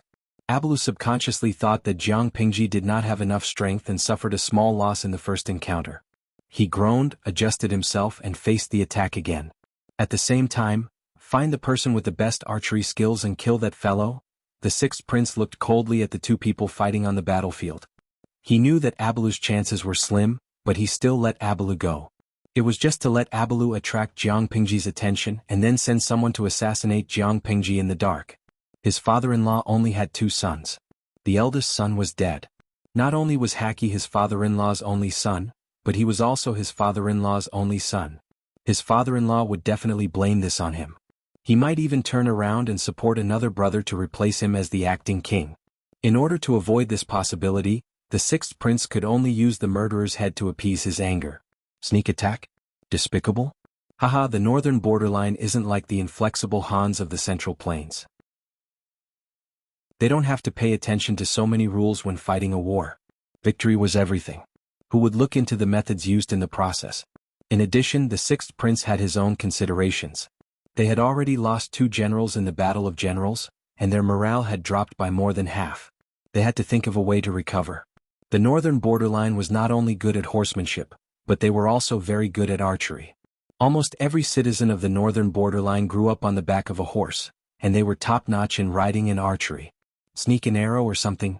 No problem at all. Abalu was completely unaware that he had become a sacrificial victim to lure the enemy. He was trying his best to fight Jiang Pingji and was soon out of breath. The sun was shining brightly and Abalu's body was covered in sweat. Soon, his hair and the clothes under his armor were drenched. The more it was like this, the more terrified Abalu was. What? Because not only was the brat in front of him breathing steadily, he didn't even sweat much after fighting for so long. This meant that the other party had not used his full strength and had been toying with him from the beginning to the end. Realizing this, Abalu knew that there was no need for him to continue fighting. He should think of a way to leave the battlefield as soon as possible. If he continued to fight, his physical strength would be consumed more and more, and his hope of escaping would become slimmer. While Abalu was thinking about how to escape, Jiang Pingji felt a chill. She made a feint and retreated. She glanced at the northern borderline from the corner of her eyes and saw the soldiers who were holding the line for Abalu raise their bows and arrows at her. The audience in the streaming room reacted and started cursing. Yamada Mia. What the F asterisk CK? Does the northern borderline have any shame? They plan to sneak an arrow in the back. Streamer, be careful. Ikankin. Damn, are these people from the northern borderline not afraid of accidentally injuring their own people? How shameless. Accidentally injuring one's own people? The sixth prince had already given up on Abalu. As long as Jiang Pingji died or was about to die, Abalu's sacrifice would be worth it. Therefore, the archers who aimed at Jiang Pingji did not care about Abalu at all. When Jiang Pingji glanced at them from the corner of her eyes, the bow had already been pulled to a full moon ready to shoot. Buzz, buzz, only the sound of the bowstring vibrating could be heard. Several arrows sneakily attacked Jiang Pingji's vital parts from various tricky angles. The arrows pierced through the air. The audience who had been paying attention to the situation on the battlefield screamed and closed their eyes in fright. Jiang Pingji, who had been at ease all this while, suddenly launched an attack. She stabbed Abalu to death with a knife and grabbed his collarbone with her other hand. She pulled him down from the horse's back and used him as a human shield to block several poisoned arrows. She then used her weapon to knock down the remaining arrows. Little White did not need Jiang Pingji's command. He turned around and ran back to his army. At that moment, Little White's explosive power was displayed. Before the archers could draw the second wave, Little White had already run out of the shooting range with Jiang Pingji. Jiang Pingji smiled and threw the corpse of Abalu, who had died with grievances, on the ground. Everyone, kill. The war drums were as dense as a rainstorm. The horn to attack sounded. Jiang Pingji defeated 3 people consecutively and dodged the enemy's hidden arrows. The soldiers who witnessed everything were suppressing their anger and were eager to vent it. The sixth prince saw the situation and was so scared that his face turned pale. Damn it, she attacked as she said and attacked as she said. At least give them some buffer time. Kill, the battle cries shook the sky. Their own cavalry took the lead to attack. Countless horse hooves passed by and Abalu's corpse was trampled into meat paste. Jiang Pingji seized the initiative. The northern borderline was slightly hasty in meeting the enemy. By the time the northern borderline cavalry reacted, Jiang Pingji's cavalry had already charged for quite a distance. Jiang Pingji's cavalry was different from the northern borderline cavalry. The northern borderline cavalry mainly wore rattan armor and cloth clothes. Their horses were almost unprotected. They were extremely fast and ran like a gust of wind. They were highly mobile but had weak defensive capabilities. Jiang Pingji's cavalry was different. The armor on their bodies was similar to the soldiers of the Zhanma battalion. Each of them wore heavy armor and held long spears or broadswords. Not only that, but even the war horses they were riding on were all equipped with armor. The war horses were not considered fast, but their load-bearing and endurance were much better than other horses of the same kind. This was one of Jiang Pingji's trump cards to deal with the northern borderline. There were only about 3,000 people, which was even fewer than the Zhanma battalion.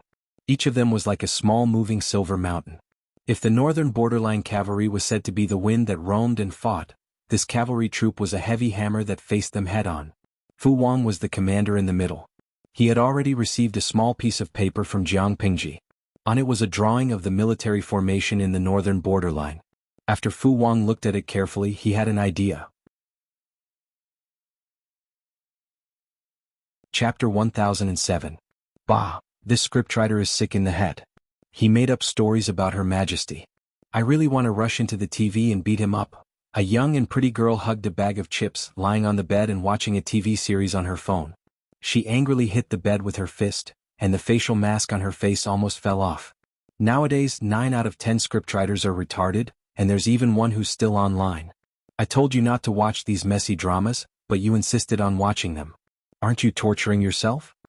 A lazy voice came from the neighboring bed. What are you watching? Time Travel to Fall in Love with You, the most popular male lead. Speaking of this, her expression stiffened as if she had swallowed a fly. Chinchin, do you know what the plot of a TV series is? The royal family is too kind not to kill these nonsense scriptwriters. My Majesty, the TV series turned into a vicious and scheming female supporting character. She's so stupid as if she forgot to give birth to her uterus. The eternal emperor turned into a retarded and black-hearted lotus. It was an insult to her intelligence. The neighboring bed named Chin Chin rolled her eyes. Anyway, it's all fake. They can act however they want. The royal family doesn't care, so why is Min Min so serious? Jiang Qin? Gu Min dragged her voice and muttered, these plots can easily mislead children. If Her Majesty was the idiot in the TV series, how could she have swept the world? I don't expect these scriptwriters to have good history, but at least they have some professional ethics. Jiang Chen was wearing teddy bear pajamas, lying on the bed with her legs crossed, looking indifferent. Television dramas are things that are meant to entertain people. Under the premise of respecting history, they can imagine anything. Jiang Chen searched the bed and found a bag of chips. She threw it to Gu Min. Although their plots are a bit ridiculous, no scriptwriter would dare to fabricate things of principle, such as maliciously discrediting the previous emperors, changing dynasties, etc. Gu Min caught the bag of chips and turned off her phone. She was annoyed at the thought of the retarded plot. Tieske, if it was 100 years ago, who would dare to make up the royal family like this? Wouldn't they be killed? Jiang Chen smiled. It's a society ruled by law. Murder is against the law, even the royal empress. Gu Min rested her chin on her hand. You're right. When I become a screenwriter in the future, I'll definitely correct the culture of the industry and restore history. She was a student majoring in film and television literature at Tianhua University. Her future career goal was to be a screenwriter. Jiang Chen said, that's quite an ambition. Gu Min said, Chin, do you think I should use Emperor Chen as the main character for my first movie? Her idol was definitely someone who could punch Nanshan Jing far away and kick Beihai kindergarten. Jiang Chen chewed on the chips in her mouth with a slightly amused expression, but she also gave a serious suggestion. Empress Chen is too controversial. It's not easy to adapt her. I don't recommend new screenwriters to use her as the main character. Both historians and the royal family could prove that Emperor Chen came from a noble family, but no one knew why he became a bandit. Not only did she become a bandit, but there were also records of her slaughtering her siblings and her biological father in the history books. However, the unofficial history books also said that she was born from Gu Zhen and a wild man. There were even a few wild men who were analyzed. Her family background was very complicated, and her growth was even more tortuous. It was too difficult for a new screenwriter to use Emperor Chen as the main character. It's precisely because it's challenging that we have to clear Her Majesty's name. There are too many screenwriters with no professional ethics now. Ever since Emperor Chen's tomb was opened to the public, the television and online dramas are getting more and more ridiculous. Gu Min muttered angrily. Chin, have you ever thought about what history would be like without Her Majesty? It definitely wouldn't be as good as it is now. Jiang Chen did not speak. Her gaze darkened. Emperor Chen's tomb was open to the public. The royal family was still around, but Emperor Chen's tomb was open to the public. It was a joke. The royal family's prestige for 300 years was gone. Jiang Chen said, Don't worry, these screenwriters will be dealt with sooner or later. By the time you clean up the atmosphere, it will be too late. The royal family voluntarily handed over their power and changed the feudal monarchy to a constitutional monarchy. Although they were forced by external forces, it was more of a strategy for the royal family to protect themselves, adapt to the times, and advance by taking a step back. Handing over a portion of their power did not mean that the royal family could be controlled by others. Gu Min hugged the thick history book and gnawed at it.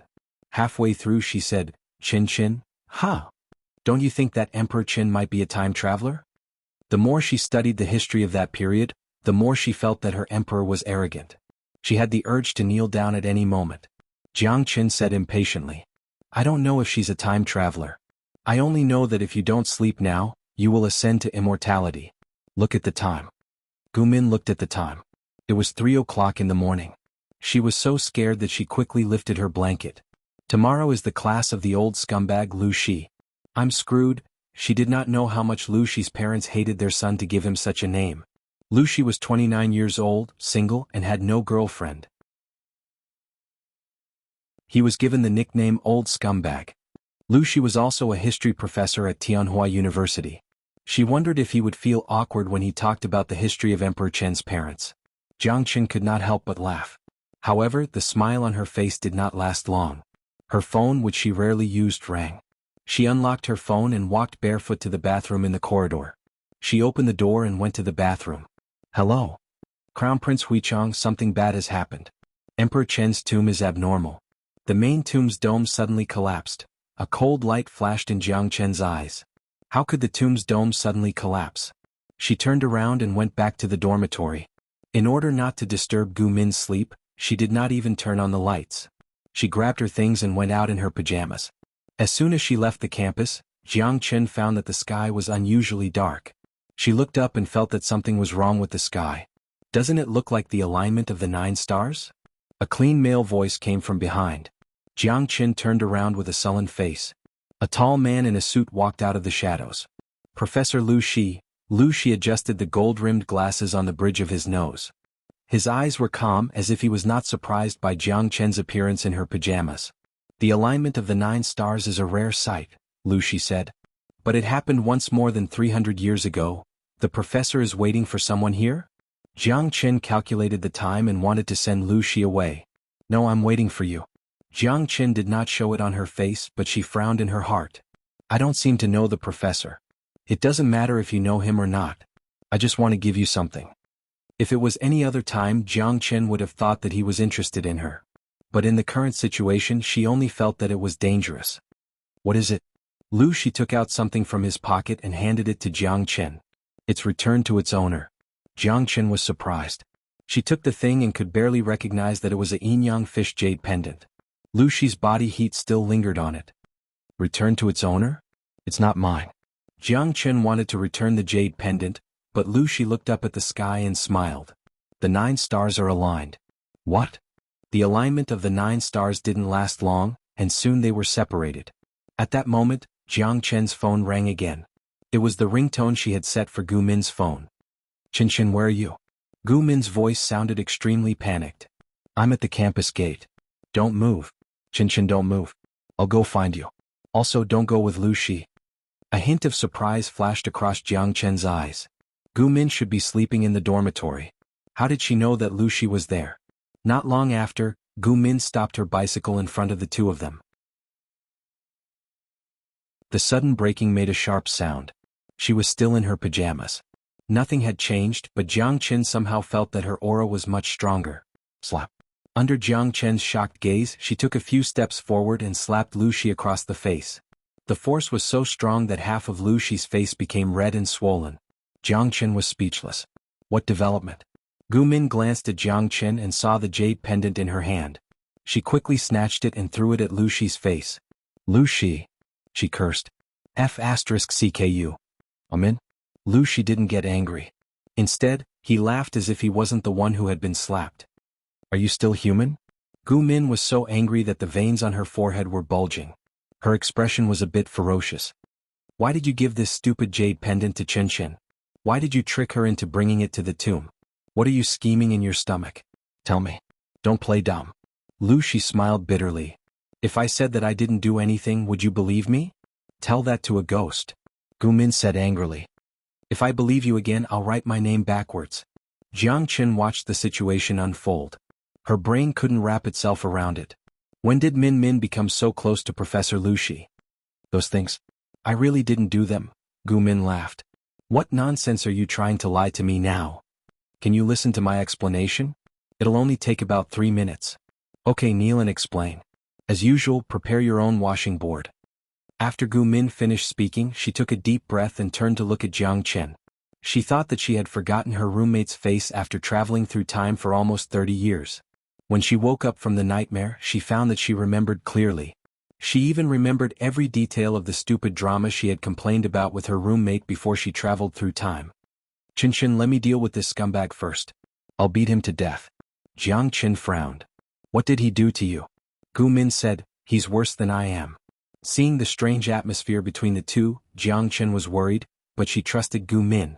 Although Gu Min was slender, she was very good at fighting. If you can't handle it, remember to call me.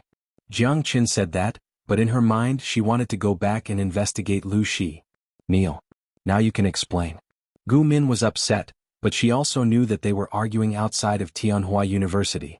If they were accidentally photographed by a night owl, they might become famous on the internet. So, she decided to change their location and went to Lu Shi's apartment.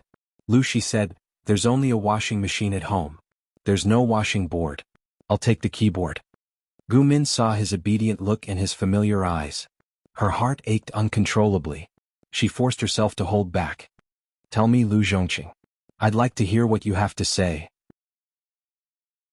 Lu Shi said, Min, do you still remember what happened when you first discussed marriage? Of course I remember. I should have randomly chosen a man to marry. Which one of them wouldn't be better than you, Lu Zhongqing? Lu Shi smiled bitterly. I really worked hard back then, but I didn't study hard enough and wasted too much precious time. But your marriage could only be delayed by 2 years. One day when I was studying late into the night, an immortal suddenly appeared outside my window and gifted me with a miraculous elixir. He said that if I ate this, my future studies would be as good as having been blessed by the gods. At that time, I was really anxious and tried everything I could think of. If you can give me 3 to 5 years, I will definitely marry you in a just and honorable manner. But, Gu Min sneered. Then what? Then you, Lu Zhongqing, took the elixir and opened your conception and governing vessels. You became a straight-A student? Do you think this is a Xianxia or Wuxia drama? A cannon fodder who can't even make a splash in history wants to become the main character. Lu Shi shook his head and whispered, "It's not like that." Then what's going on? Gu Min's patience was running out. To Lu Shi he had waited for a long time. To Gu Min the memories of her previous life had just happened. She had just passed away from an illness filled with resentment. She had forgiven Lu Shi before she died, but now that she had transmigrated back, there was no need to forgive. Can you say everything in one sentence? Lu Shi stammered, "Min, I'm not a human." "I know you're not a human. You're a ghost. I've known you for more than 20 years and slept with you for nearly 10 years, but I realized that I never understood you. This is my failure. I deserve to be deceived by you because I couldn't protect my child. If you were a human, how did Dalong and Erlang die?" Gu Min was so angry that she stood up. She looked like she was about to break down. Her youthful face lost its restraint. She grabbed Lu Shi's suit fiercely. Her face was full of tears and she sobbed in a low voice, "Lu Zhongqing, I still want to believe you now, but I was blinded by greed." Chapter 1008. 3,000 heavy cavalrymen and 10,000 light cavalrymen charging at each other. What a spectacular and shocking scene it was. The viewers in the live stream watched everything from a bird's eye view, and this scene had the greatest impact on them. Jiang Pingji seized the initiative. The people of the north borderline were passive in defense, but they soon displayed the qualities that a nomadic people should have. Their reaction quality was admirable. The sixth prince heaved a sigh of relief when he realized that Jiang Pingji's cavalrymen numbered no more than 3,000. What was the use of 3,000 cavalrymen charging into an army of more than 100,000? Moreover, these cavalrymen were all wearing heavy armor, and their horses were also covered in fish-scale armor. How fast could they move? The terrain of the northern frontier was relatively flat, and it had a natural advantage for the highly mobile light cavalry. This terrain also allowed the cavalry's roundabout tactics to be used to the greatest extent. In comparison, the speed of the heavy cavalry was a notch lower, and their marching speed was also slower. The cavalry of the northern borderline was as fast as the wind, coming and going without a trace. Even if they were robbed of the initiative, they would still be able to gain the upper hand by bypassing the front of the heavy cavalry and circling to the enemy's 2 weak flanks. The north borderline knew about Jiang Pingji's plan in advance because of the spy who had pretended to surrender. They simply avoided the frontal attack and attacked the 2 weaker flanks. Seeing that the battlefield was stabilized, the sixth prince immediately felt reassured. The grassland was the world of the 3 tribes of the northern borderline. It was also the home ground of the cavalry of the northern borderline. If they fought head-on, Jiang Pingji and the others would return in defeat. Fu Wang sneered, "Idiot." He couldn't take care of the entire battlefield, but when he learned that the northern borderline cavalry had avoided a head-on charge and turned to attack the weak point, he knew that the northern borderline would suffer a great loss. It was true that 3,000 ordinary cavalrymen charging into an army of 100,000 might not cause much of a stir, but this was heavy cavalry. The spectators who were overlooking the entire battlefield were able to see it more directly. Glutinous rice ball warrior. Is the northern borderline too poor to form a cavalry unit? Feng Yi Yu Ran Chu, #Picknose. Isn't the northern borderline a poor countryside? Can't you see that their cavalry is basically made of rattan armor? The audience lived in an era of information explosion. If they wanted to know something, they could just search the internet. Ever since they knew that Jiang Pingji was going to fight with the northern borderline, many viewers had looked up the relevant history. Light cavalry had the advantages of light cavalry, speed and mobility. Heavy cavalry lost their advantage in speed, but their destructive power increased. Drunken Cloud Cat Demon. The northern borderline is vast and there is more room for light cavalry to survive. The cost of forming heavy cavalry is too high. Of course, they wouldn't choose heavy cavalry that would cost a lot of effort. It wasn't that they were ignorant, it was just that the northern borderline didn't have the soil for the development of heavy cavalry. They only remembered the speed of the light cavalry, but they did not know the cutting formation and destructive power of the heavy cavalry. Gui kai guofeng xiao, tisk tsk? I feel sorry for the northern borderline. Letting the light cavalry make full use of their mobility to launch a sneak attack on the two flanks of the streamer's army is a good command, but they exposed their own army to the heavy cavalry's attack. To be honest, this is not the way to die. Lao Siji Lianming, I remember that the war horses that the host chose for the heavy cavalry camp are all heavy horses. They weigh between 700 to 1,200 kilograms and are taller than adult men. A war horse weighed at least 700 kilograms, and an adult man weighed at least 70 kilograms. The armor, weapons, and miscellaneous items on his body weighed 30 kilograms. Think about it. More than 3,000 items weighing as much as 800 kilograms collided head-on.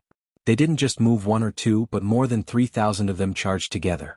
The northern borderline only cared about the small number of Jiang Pingji's cavalry and that they couldn't do anything. They forgot the terrifying destructive power of the heavy cavalry. The cavalry of the northern borderline attacked one step slower than the enemy, but they took the initiative to fight with the two flanks of Jiang Pingji's army. The left wing of the army was led by Li Yun. He had been waiting there for a long time.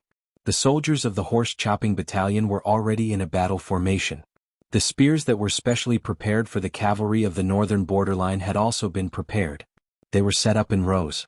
The spears were 2 feet in diameter with cross-shaped holes. They were checked vertically and horizontally. They were long and sharp at the end. Men and horses couldn't gallop. This was a barrier used to stop the cavalry of the northern borderline from charging. The soldiers could also use it to form a horse formation to greatly limit the cavalry's charge. Raise your shields.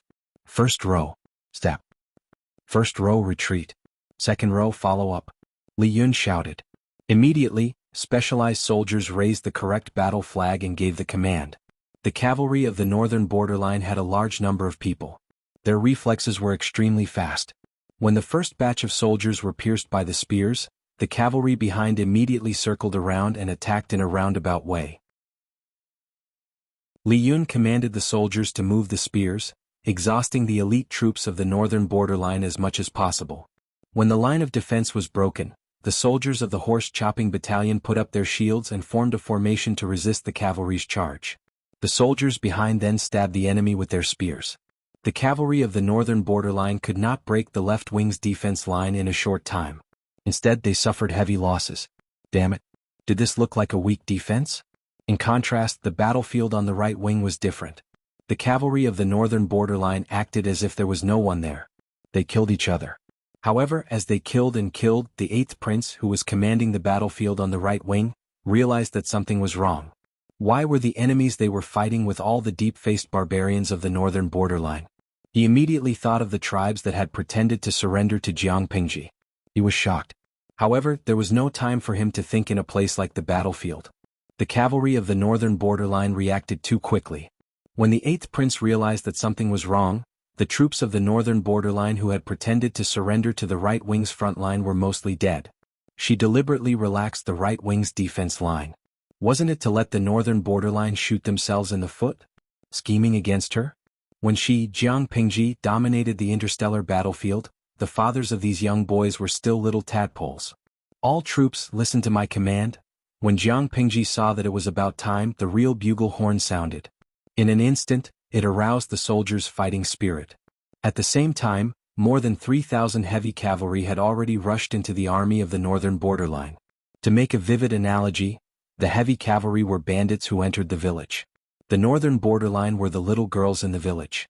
Each of them was naked, without a single piece of clothing, and they looked shy. Although this analogy was a little inappropriate for the northern borderline, they had indeed suffered inhumane ravages. It was difficult for 1 or 2 heavy cavalry to cause large-scale destruction, but what about 3,000 people moving together? They trampled violently and cruelly ravaged along the way. Like a huge chopper, they easily stabbed into the fat and tender pork and tore a big hole in an instant. Regarding the heavy cavalry battalion that Jiang Pingji had invested a lot of money to build, the generals were perturbed and the strategists frowned. Before this, there were heavy cavalry, but the scale was very small. It was difficult for them to achieve great things. Firstly, there were technical limitations. The iron-making technology was not mature. Secondly, there were financial limitations. The cost of making armor was too high. In the eyes of the strategists and the generals, the heavy cavalry were not soldiers. They were a moving mountain of gold and silver. They had no idea how powerful the heavy cavalry was. Seeing the destructive power of the heavy cavalry from afar, Feng Zhen directly inhaled a breath of cold air and said, "Golden words."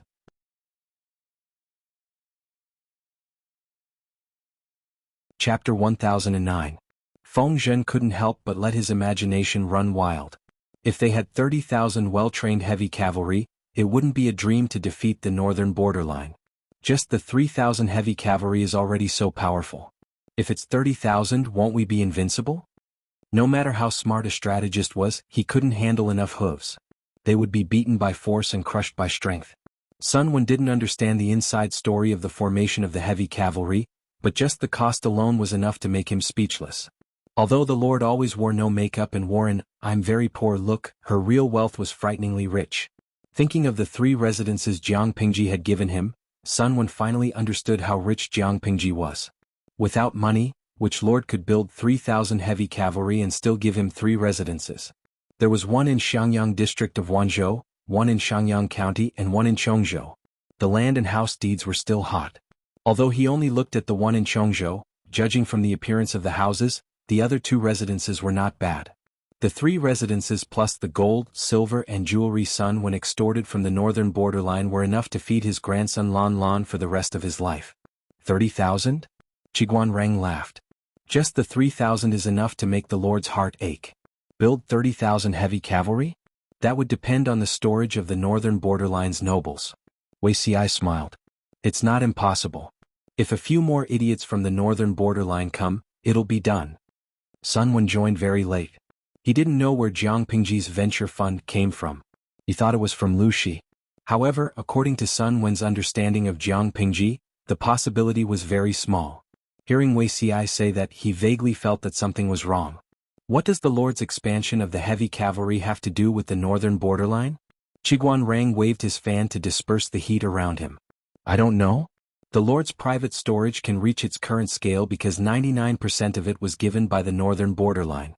The armor, war horses and weapons used by the heavy cavalry were all made with the silver sent from the northern borderline. Isn't it another way of the crow feeding the sheep?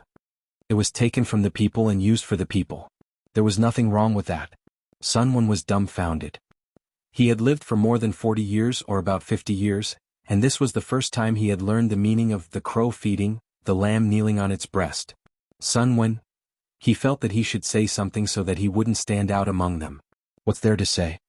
His curiosity was piqued. Wei Xi, who was at the side, briefly explained about the colored glass of the heavenly palace. The more Sun Wen listened, the more solemn his expression became. Sun Wen knew about the colored glass of the heavenly palace. After all, that thing had wreaked havoc in Zhongzhou. However, he didn't suspect that Jiang Pingji was plotting against Zhongzhou. Instead, he felt that Zhongzhou had stolen their technology. Firstly, Jiang Pingji didn't have much territory at that time. The Red Lotus group hadn't been dealt with yet. How could she extend her hand to Zhongzhou?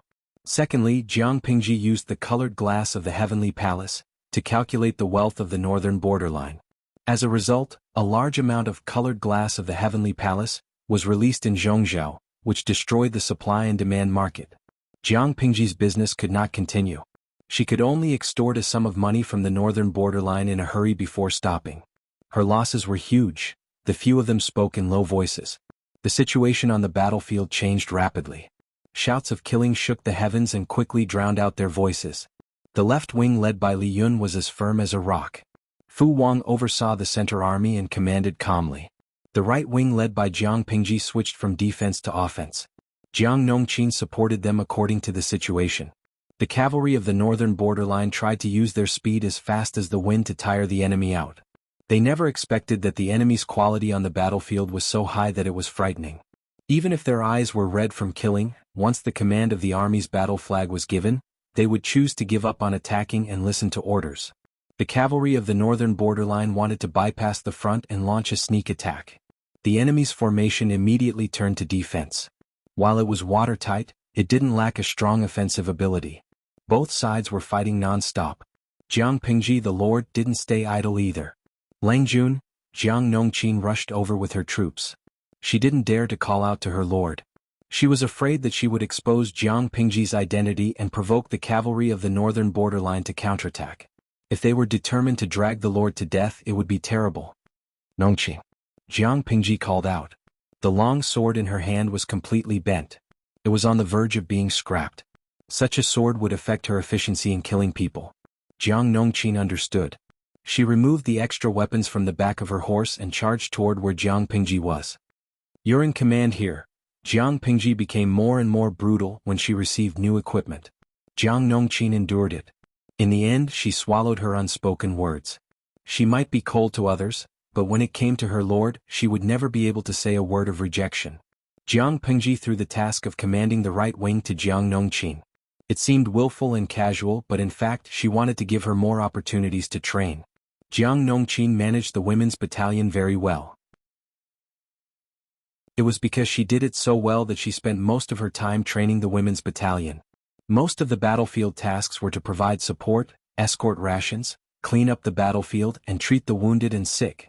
This was not beneficial to Jiang Nongqin's development. The military camp was a place with strict discipline and a strict hierarchy. Although they were both captains, having military power and not having military power were two different concepts. Jiang Nongqin was the captain of the women's battalion. Her actual military power was second only to Fu Wang. However, her experience in commanding battles was not even as good as Dian Yin and Luoyu. She immersed herself in her work and did not complain. However, as the lord, Jiang Pingji could not watch such a good seedling go to waste. The women's battalion was also a knife in Jiang Pingji's hands. Such a knife could not only be used for logistics and trivial matters. Hey, look what I found. 2 different big fish. Jiang Pingji's sharp eyes saw 2 different figures. Her eyes lit up. Most of the cavalrymen of the northern borderline wore cloth clothes and rattan armor. Their equipment was simple and crude. In Jiang Pingji's eyes, they were just a group of weak girls who had no strength to truss a chicken. 1 knife for one and a backhand stab for a double kill. Among such a group of girls, who were dressed in shabby clothes, there were 2 beautiful women, who were dressed in gorgeous palace clothes. Wasn't it eye-catching? In the army, the higher one's status and military power were, the better and more complete the equipment they wore. Needless to say, the 2 beautiful women in palace clothes were definitely the higher-ups of the northern borderline military. One was dressed in a crimson military uniform, and the other was dressed in an orange-yellow military uniform. She could not pretend not to see such bright colors. She licked her lips. The strong smell of blood stimulated her taste buds, making her feel energized. Seeing that the right flank could not be conquered after a long time and that the army of the northern borderline was howling in pain from the charge of the 3,000 heavy cavalry, the usually calm 8th prince could not hold it in anymore. 8th brother, the traitor Lu is indeed treacherous. Most of the people who were defeated by us just now faked their surrender. The 7th prince was dressed in an orange-yellow military uniform. He looked quite interesting. The 8th prince's face darkened. A hint of gloom flashed across his fair cheeks. Chapter 10:10. After thinking about this, the 8th prince's heart sank. If Jiang Pingji had seen through the trick of pretending to surrender, then there must be something wrong with the military information that the messenger secretly passed to them. They received news that Liu Bei's flanks were weak, and the main force was concentrated in the front. What was the result? They charged several times and lost many cavalries, but they still couldn't break through the enemy's defense line. Looking at the elite troops led by Jiang Pingji, the 8th prince felt powerless. 3 months of hard training would make them elites. Liu Bei's troops had more than 3 months of training. They were truly obedient. As long as the command flag changed, they could change from offense to defense. Whether it was support or something else, their efficiency was frightening. Even if thousands of cavalries from the northern borderline charged together, the soldiers with heavy shields did not even retreat. They looked like they were going to fight with their bodies. At this moment, the 8th prince had a hopeless idea in his mind. How unlucky was the northern borderline to be targeted by these elites? For a moment, countless thoughts flashed through the 8th prince's mind. Before he could come back to his senses, he heard the 7th prince's surprised voice. 8th brother, be careful. The 8th prince subconsciously turned his head. An arrow passed through the heads of 2 cavalries from the northern borderline and finally fell to the ground. Seeing this, the 8th prince was so shocked that he broke out in a cold sweat. The 8th prince called out, 7th brother. At that moment he saw the seventh prince's shoulder being pierced by an arrow. Blood immediately spurted out. He reached out and held the seventh prince who had fallen from the horse. The prince's face was pale and his forehead was sweating from the pain. The seventh prince was considered the lowest among the princes in riding and archery. He did not like to play with swords and spears. When had he ever been so seriously injured? Eighth brother, if you can't do it, leave me alone. The seventh prince's lips were pale and he was bleeding. He endured the pain and persuaded the eighth prince. The two arrows were clearly aimed at us brothers. The eighth prince quickly recalled the thrilling process just now. As the seventh prince said, the two arrows were aimed at them. What nonsense are you talking about? If I leave you behind, am I still human? Although the 9 princes of the northern borderline hurt each other, the seventh prince had always taken care of the eighth prince. The eighth prince was not a heartless person. How could he leave his brother behind at this time? It was at this time that a disturbance came from 1,000 feet away. Shouts of killing soared to the heavens.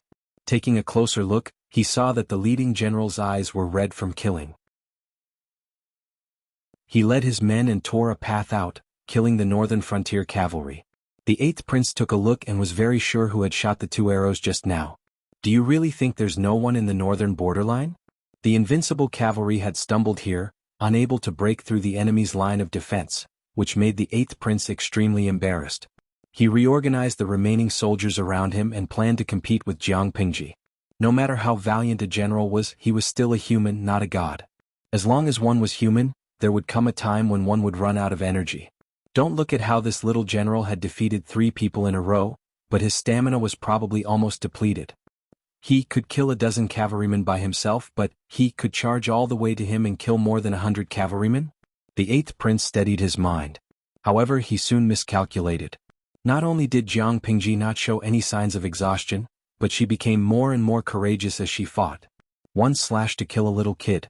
He had already surpassed God. When the distance between them was less than 500 feet, the eighth prince completely panicked. 500 feet was not far, but it was not close either. The eighth prince was sure that the other party was looking at him and smiling at him with blood-stained eyes. Good boys, follow me and kill them. Capture these 2 soft and tender people alive. Jiang Pingji killed the cavalrymen who were surging forward and cut off their long spears. Her attitude was unruly and arrogant. Kill them. Most of the audience was attracted by the fierce fighting on the battlefield. A few of them noticed Jiang Pingji's side. Following Jiang Pingji's valiant posture, which was as if she was cutting melons and vegetables, her fangirls and fangirls were frantically calling her. Shuangyi, I'm cheering for the streamer. She's so handsome that she straightened up, as straight as a mosquito coil. Shifei K. The streamer is totally acting like a gangster. What do you mean by capture these 2 soft and tender people alive? Yabao Chengshi, sob, I'm more tender than them. When are you going to capture me? Kuba Ba Jeti, ever since I watched my Pingping's live stream, I feel like I'm more aggressive than my boyfriend. I attack him until his legs turn to jelly. If she didn't attack, how could she be called aggressive? Seeing that the 2 prey were about to escape, Jiang Pingji immediately gave orders to Little White. No prey that I've set my eyes on can escape. It was not easy for the 8th prince to evacuate with his men. The surroundings were in chaos. The cavalrymen were caught in a chaotic battle. Not only could they not give full play to their advantage in speed, but it was also easy to cause crowding and trampling. Jiang Pingji led her men and killed all the way. It was like a sharp blade stabbing into the enemy's flesh. She pulled the blade horizontally and tore a huge hole. The 8th prince panicked and called for his guards to help him and the 7th prince escape, but how could his guards be a match for Jiang Pingji? At this moment, a noose fell from the sky and caught him. Before the 8th prince could react, the rope suddenly tightened, and a majestic force came from behind him, pulling him backward and forcing him to fall from the horse's back, causing him to tumble. That was not the end. He was dragged along by the rope, and there were horse hooves all around him. The 8th prince's right leg was trampled by a horse's hoof. The bone in his leg made a bone-cracking sound, and he fainted from the pain. Before the 8th prince was trampled to death, Jiang Pingji pulled him up and threw him onto the back of another masterless warhorse, as if throwing something away. 8th brother, everything happened too suddenly. When the 7th prince reacted, the 8th prince had already been dragged to the ground by Jiang Pingji's rope. His eyes were bloodshot with hatred.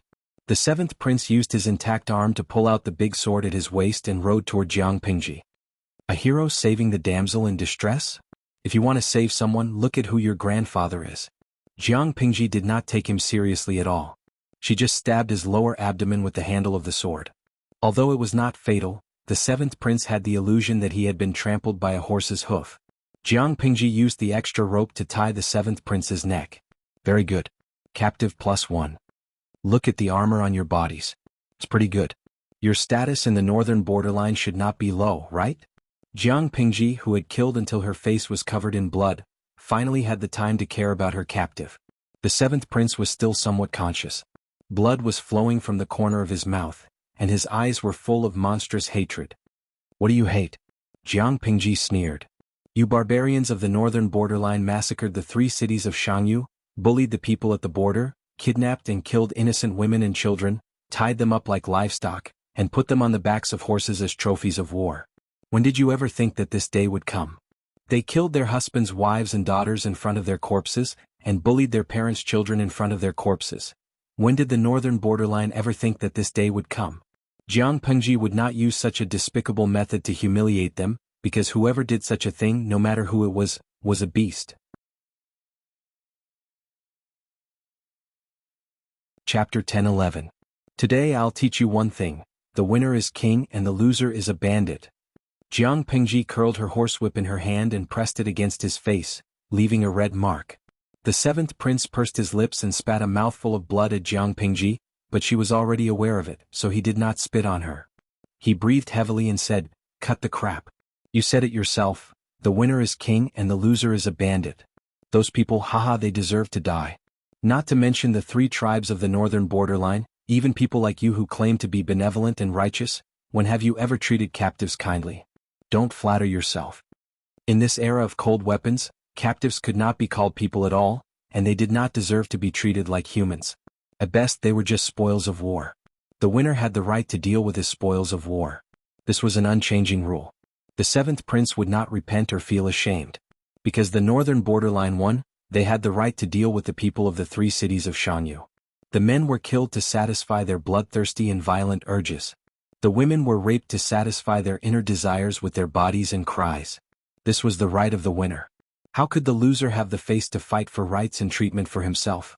Jiang Pingji did not get angry. Instead, she laughed and asked, "According to your logic, is it justified for me to slaughter all the barbarians of the northern borderline?" Although it was a question, Jiang Pingji used a very firm tone of statement. Every word was filled with frightening murderous intent. The seventh prince's body trembled and his pale face turned livid. "You're not Lu the traitor. Do your words count?" Don't be fooled by the seventh prince's righteous words. He was also a standard double standard. When the northern borderline won, they could wantonly slaughter, plunder, and humiliate the enemy. But when they were defeated by the enemy, they could not stand the enemy treating them like that. Jiang Pingji said, "Of course I mean what I said." The seventh prince was startled. A terrible thought entered his mind, and his increasingly muddled consciousness instantly came back. You are... At that moment the seventh prince had the illusion of being speechless. If he remembered correctly, the young general in front of him had killed 3 generals of the northern borderline in a row. No, how could she be Lu the traitor? Lu Shi? The seventh prince cried out involuntarily, panting heavily on the horse's back. How could you be Lu Shi? Jiang Pingji lifted her hand and used her little finger to pick her ear. She clicked her tongue. Why are you so surprised? Haven't you seen our lord fight in person? The seventh prince was rendered speechless by her words, and his heart was filled with regret. If they had known that she was Lu Shi, they would have used all sorts of methods to kill her. The seventh prince had forgotten that their acting king had given the order to let off the arrows. What was the result? In the end, not a single hair on Jiang Pingji's body was harmed. How shameful.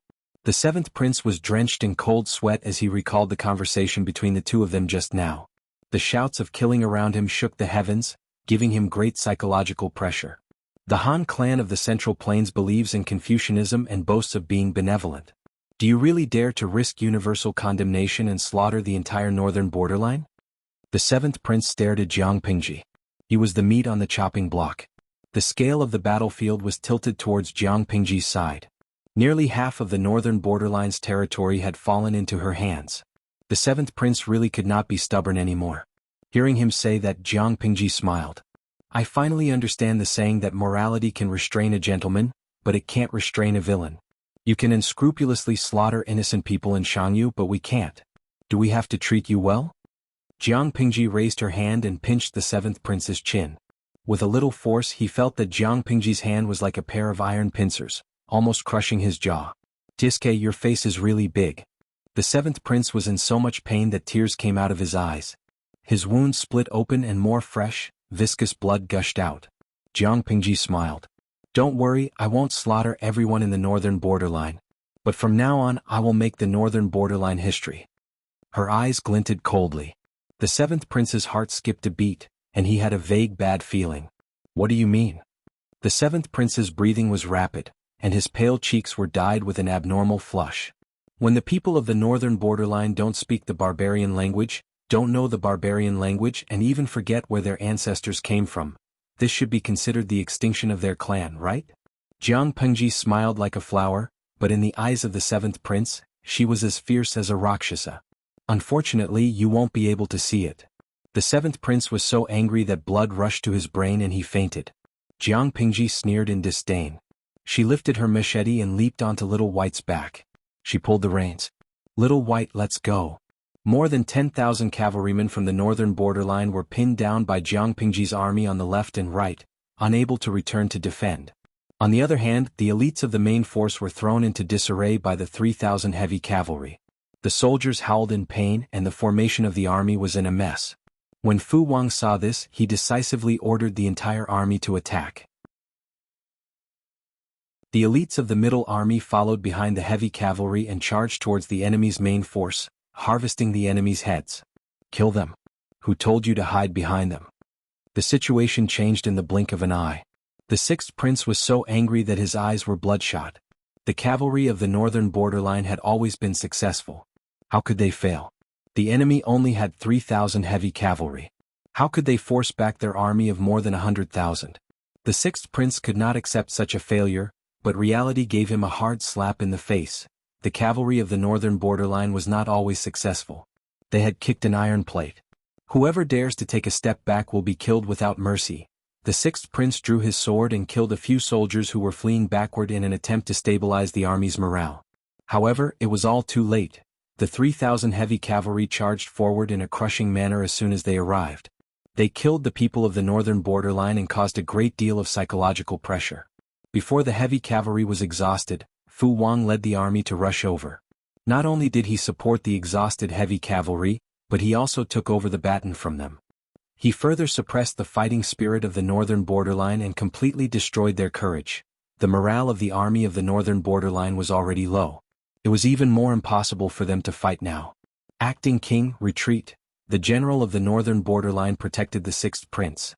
His resolute face revealed a rare vulnerability, and his eyes were bloodshot. If we retreat now, we still have a chance. The fighting spirit of the northern borderline had been exhausted.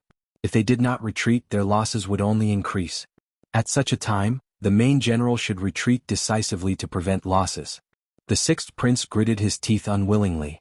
If they retreated now, wouldn't that traitor Lu take advantage of the victory to pursue them? Retreat, retreat into the royal city. If we don't retreat now, it will be too late. At this moment, the first prince, dressed in armor and covered in blood, rushed over on horseback. His eyes were filled with fatigue. The sixth prince clenched his fists angrily and squeezed out a word, retreat. What could he do even if he was unwilling? He did not want to lose his life here. The third prince followed closely behind the first prince. After the fierce battle just now, he had several wounds on his body and was covered in blood. Retreat now? The first prince roared. Third prince, if we don't retreat now, we won't have a chance to leave. The third prince's eyes widened. His brown pupils were filled with sorrow as if he was about to cry. Chapter 10-12. After several battles, most of the northern borderline cavalry had been lost. If they withdrew their main force, what would happen to the cavalry still fighting on the front line? Abandon them? The northern borderline could not afford this loss. The third prince knew very well that if they gave up the cavalry now, they would only be struggling at death's door. You still have time to care about that? The first prince was so angry that he almost fainted. Do you want to die if you don't withdraw now? The third prince shuddered, seemingly stunned by the first prince's words. After a while, he said dryly, Without the cavalry, how can we stop Lu Luo? Hide in King City? Their King City was probably no different from a piece of paper in the eyes of the enemy, right?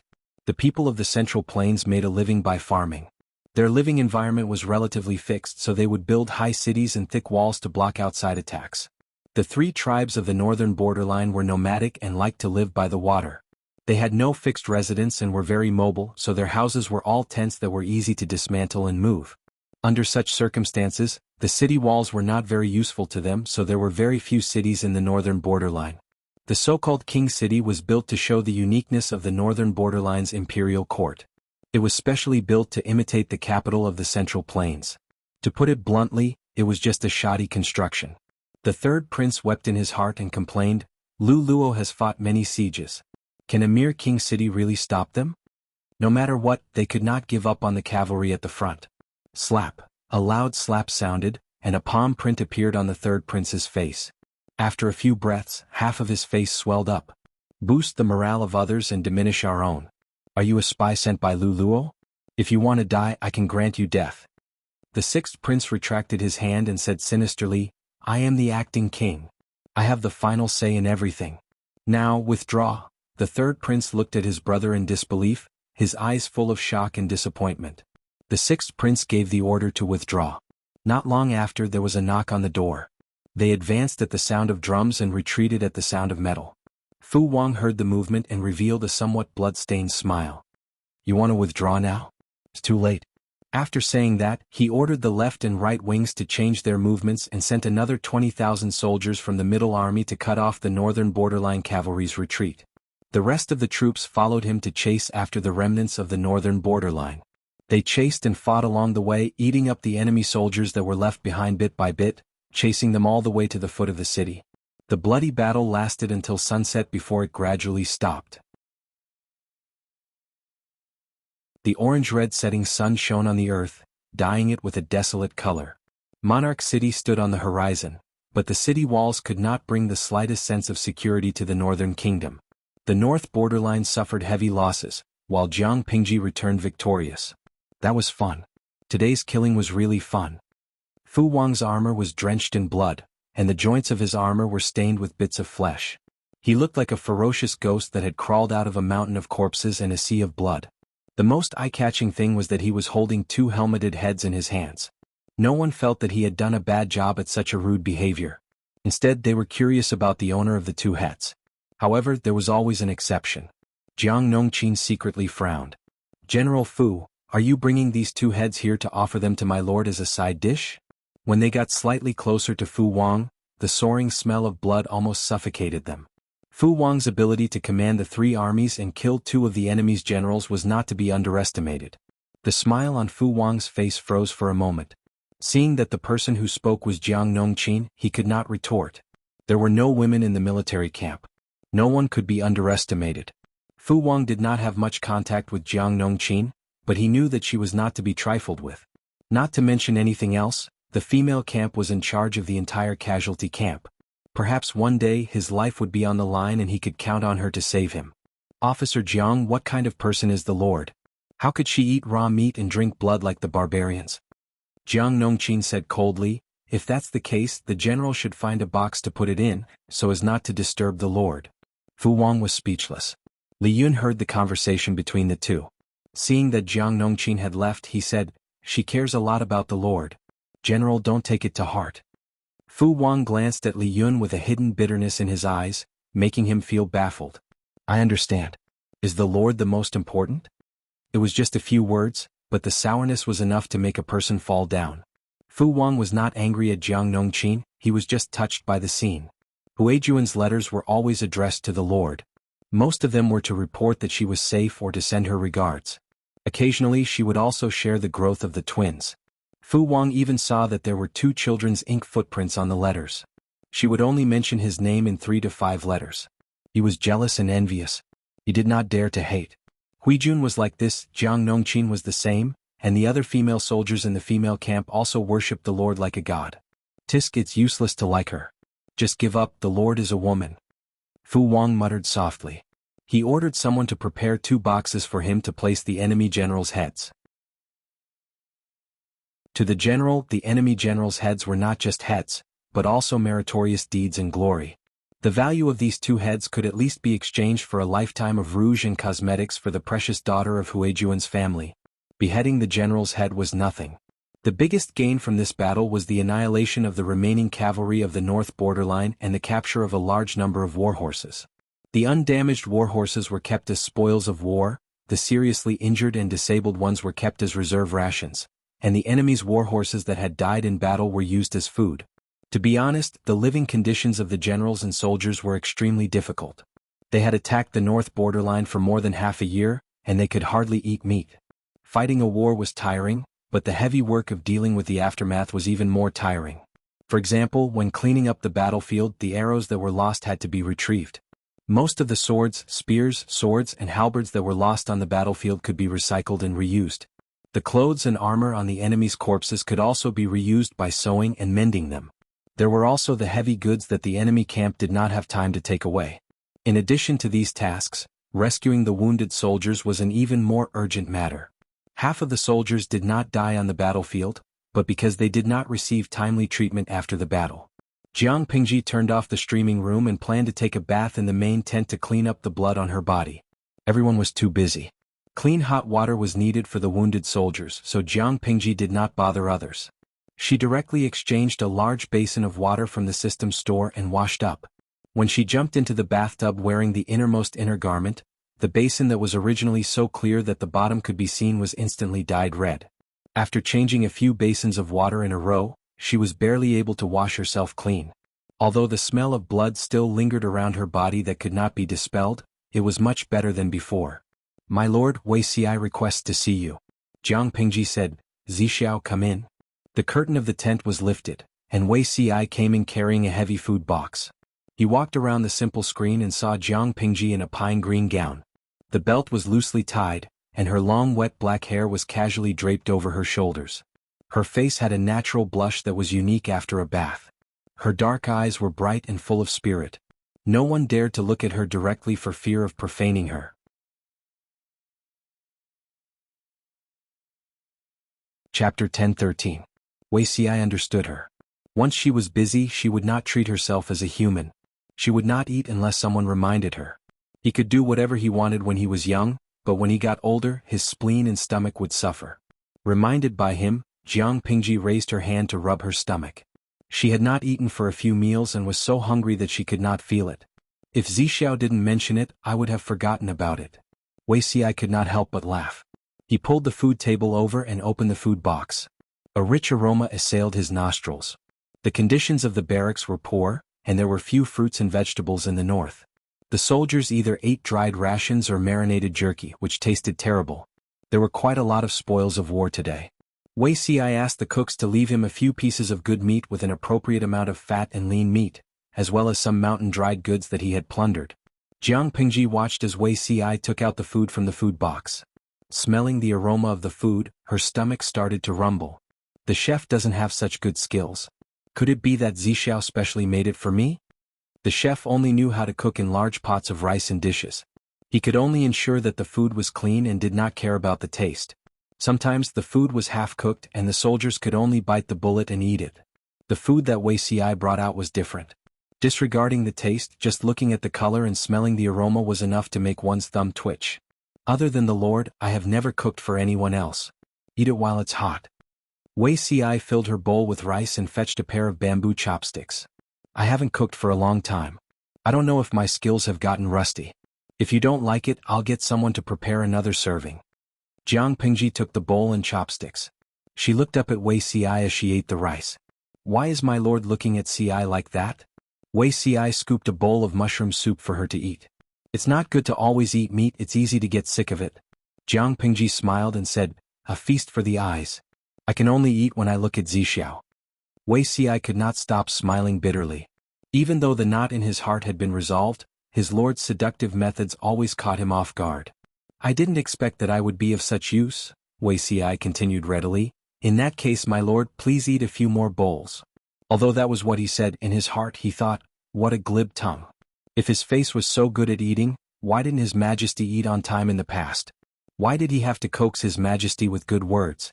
Now that he recalled it, Wei Ci came up with an absurd conjecture. Could it be that Her Majesty didn't have a bad appetite and just wanted him to coax her?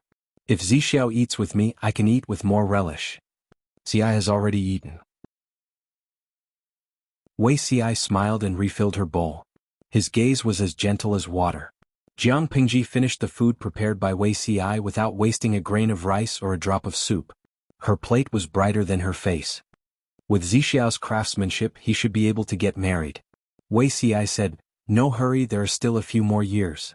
Jiang Pingji looked at Wei Ci's lips and subconsciously licked her dry lips. "Zixiao, did you prepare dessert?" Wei Ci was stunned. Although his lord was not a picky eater, she did not like food that was overly sweet and rarely touched desserts. Not yet. Without waiting for him to finish speaking, he saw her right hand move as fast as lightning and press the back of his neck to her. The two of them directly fell onto the table. Although Jiang Pingji had a lot of theoretical knowledge, when it came to real combat she seemed to only know how to gnaw. After a while, Wei Ci left the main tent with the empty food box.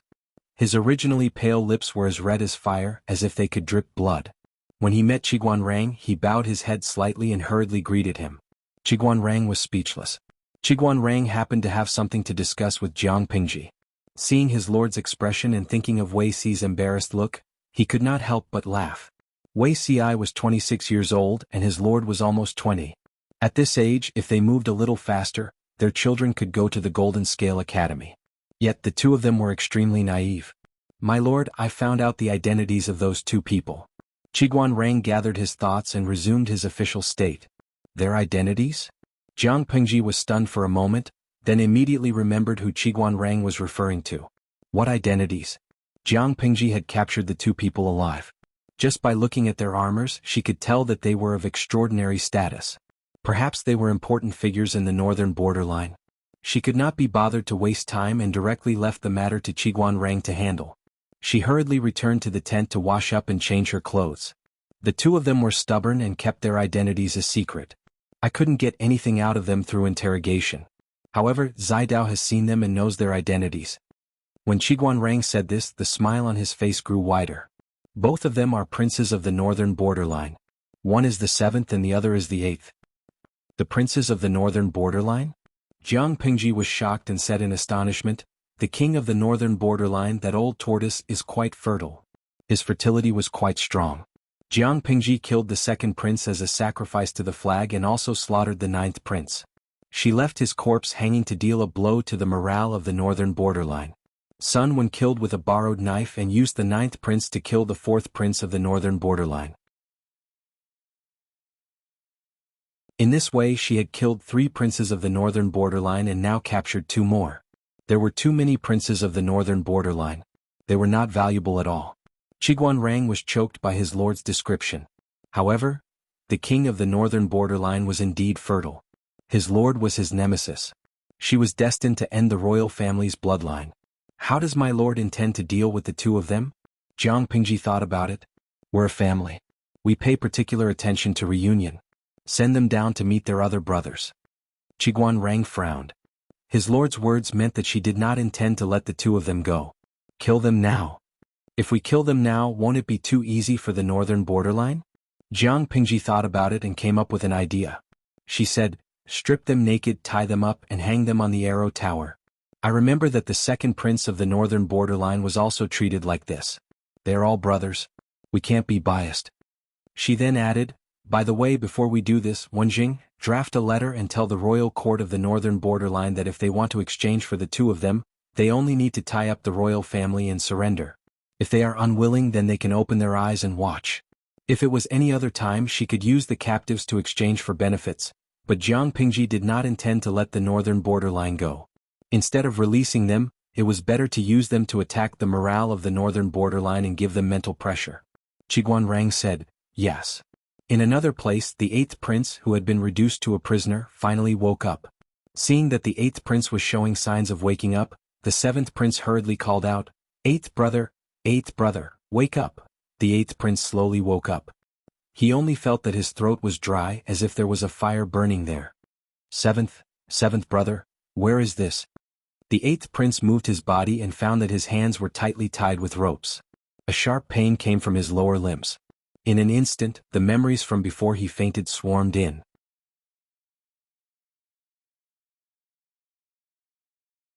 Chapter 10:14. Seventh Prince said sadly, "We were captured by that traitor Lu, and now we're his prisoners." His injuries were serious. The arrow wound on his shoulder was filthy. If it wasn't taken care of, it might even rot. Eighth Prince's heart skipped a beat. He couldn't believe this reality. We were captured. He wasn't a naive person. If he fell into the enemy's hands, he could imagine what would happen to him. Seventh Prince nodded heavily. Yes, if that's the case. Eighth Prince hurriedly asked, "Is there any movement from the imperial court?" He and Seventh Prince were both princes of the imperial court. They represented the face and dignity of the imperial court. If they were humiliated, the imperial court would lose face as well. The imperial court wouldn't allow the enemy to humiliate them. They would definitely send someone to negotiate with that traitor Lu and negotiate terms for the two of them. The Seventh Prince knew what the Eighth Prince was thinking. After a while, he shook his head slowly and rejected the Eighth Prince's hopes. He said sadly, "Lu Buwei has no intention of seeing us. The imperial court is controlled by the Sixth Prince. He can't wait for us to die. Why would he send someone to redeem us?" Seventh Prince had been supporting Eighth Prince for free. Eighth Prince was a strong contender to replace the king. The two of them were Sixth Prince's biggest problem. Why would he give up his interest in exchange for them? Little did he know that the imperial court was in an uproar. Sixth Prince hadn't slept for 2 days. He was afraid that if he closed his eyes, the enemy would break into the imperial court. He hadn't slept for a long time. His nerves were extremely fragile. The officials below him were still chattering, making his head hurt. So noisy. Apart from arguing, is there anyone who can help me? The Sixth Prince's emotional outburst and his angry voice silenced the officials for a moment, not daring to make a sound. Stand up and say it. Sixth Prince pointed at a random official. If you can't give me a good explanation, I'll take your life. The officials were silent. No one dared to stand up. Only Sixth Prince's father-in-law dared to stand up. He was in the pro-war faction. His only son, Hakai, had died on the battlefield. He wanted to avenge his son.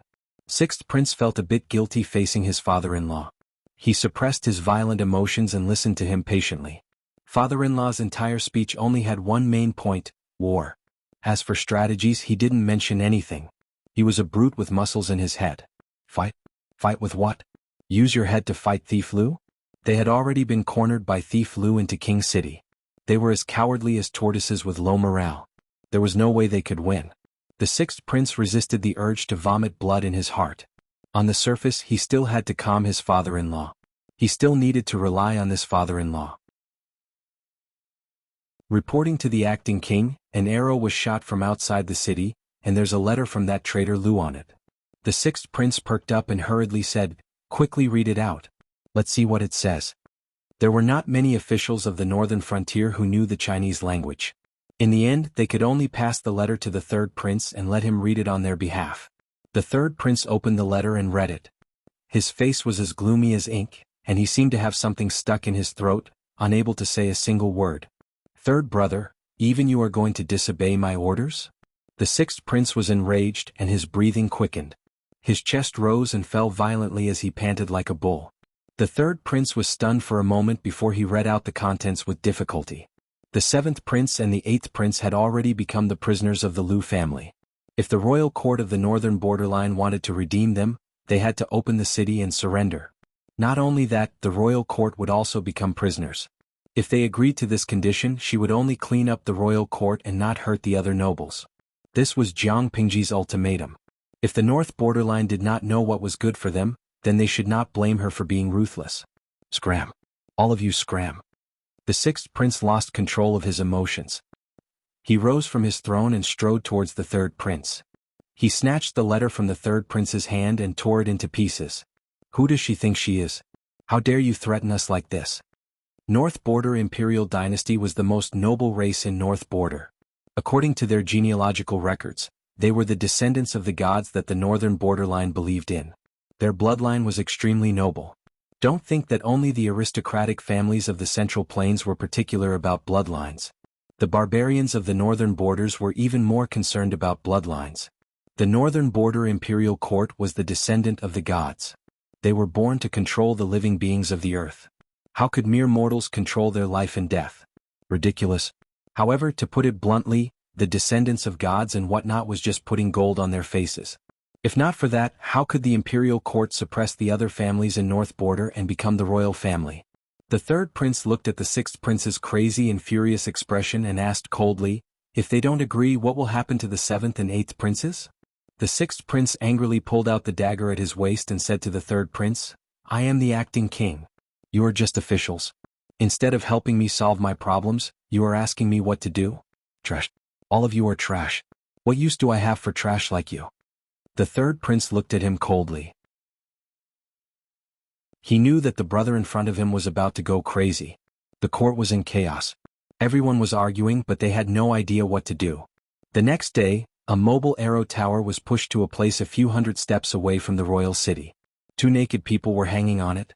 They were the half-dead seventh prince and the eighth prince. Two long banners were hanging around their necks. There were a few big words written on them. One of the banners said, "When the two princes die." The other banners said, "When our army breaks into the city, you will all be beheaded." The Liu family's emblem was drawn at the end of the banners. It was full of arrogance. When the guards on the walls of the royal city saw this, they were so scared that their legs turned to jelly. They hurriedly sent the news back to the imperial court. The sixth prince sat there in a daze. His face was so dark that he couldn't look at it anymore. The officials arguing under the tent couldn't make him come back to his senses. "Acting king, I am willing to go to war. Instead of being humiliated, it is better to regroup and go out of the city to fight to the death with the Liu traitor." The father-in-law wanted to avenge his son, who was the only seedling of his bloodline. Now that his only son was dead, it was equivalent to having no descendants. Instead of being humiliated by the enemy, it was better to go out and fight to his heart's content. The father-in-law was willing to fight to the death for the royal family, but the other nobles were not willing. Why should they die if they could live? How much was courage worth? They didn't care about etiquette, righteousness, honor, filial piety, loyalty, and trust. As long as they were alive, they could continue to enjoy glory and wealth. It was just a change of master that they were loyal to. If surrendering could save their lives, why would they want to die with the royal family? "Why don't we surrender?" an old official said anxiously. His voice wasn't loud, but it attracted everyone's attention. He plucked up his courage and said, "Now that the Liu traitor is like the sun in the sky, it's only a matter of time before he breaks the city. Instead of increasing casualties, it is better to." Before he finished speaking, a white light flashed in the air. He felt a chill on his neck and hot blood splattered on the ground. The third prince sheathed his sword and said with a gloomy expression, "Surrendering before the battle. Are you still the unyielding men of the northern borderline?"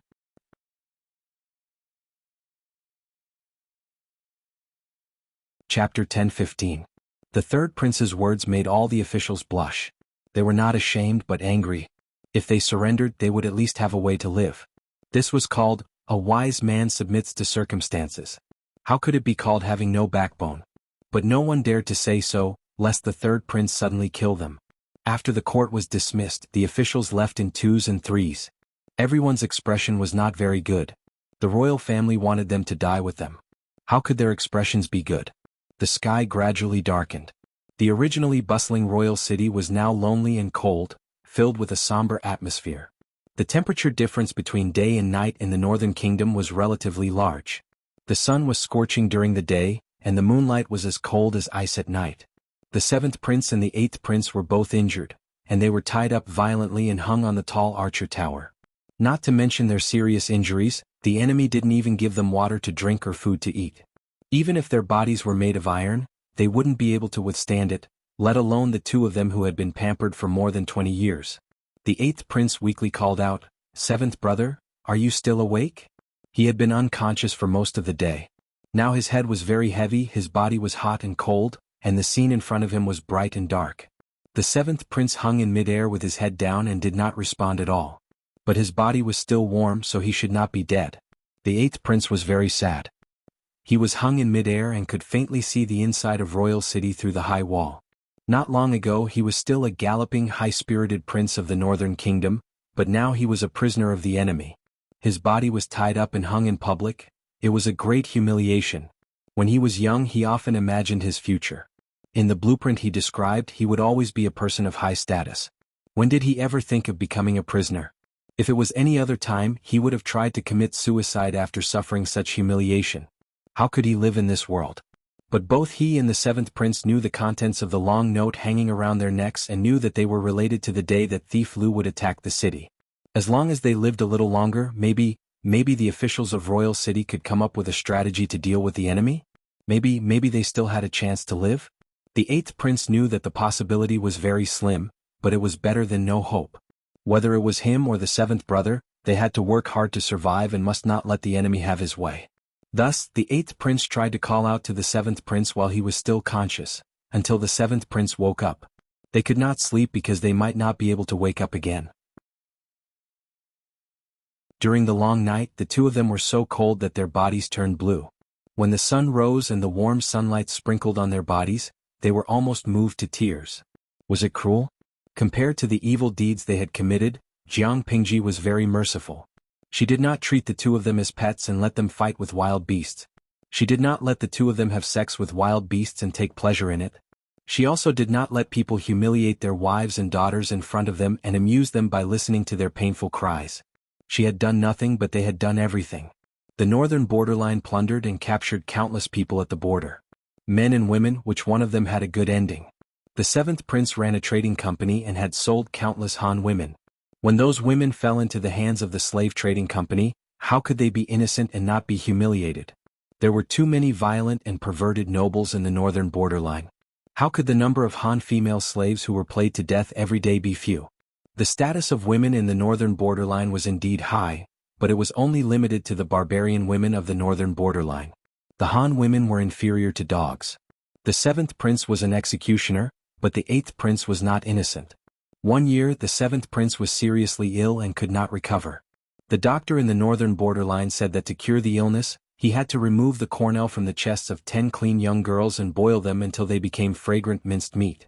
Then, with the medicine prescribed by the doctor, he would recover after taking it for 10 days. Therefore, the eighth prince spent a lot of money to buy 100 young girls from the trading company. The oldest was no more than 15 and the youngest was no more than 7 or 8 years old. According to the doctor's instructions, the seventh prince recovered after taking it for 10 days. After knowing what the eighth prince had done for him, the seventh prince not only did not feel that it was cruel, but he was grateful for the brotherly love. Compared to what they had done, was it cruel for Jiang Pingji to hang them in the air to dry? Are they dead? Jiang Pingji had a good sleep. The next day she was refreshed, not at all like she had been fighting on the battlefield for a whole day. The civil and military officials looked at her with jealousy. Their lord was full of energy and her physical strength was beyond that of a normal person. Sun Wen sneered and replied, "They're still breathing. They're lucky to be hanging like this." The war in the northern borderline had been going on for long enough. He had not seen his grandson Lan Lan for more than half a year. Jiang Pingji pointed at the table and asked Sun Wen, "Wait for 2 more days. Let the generals and soldiers rest well." Sun Wen asked with a smile, "What if the northern borderline surrenders?"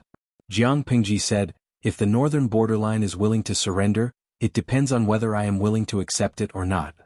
From the beginning to the end, she had never intended to accept the surrender of the northern borderline. She had asked Wen Zheng to write that letter just to play with the northern borderline. Wasn't the seventh prince and the eighth prince not willing to swallow their anger just to buy time?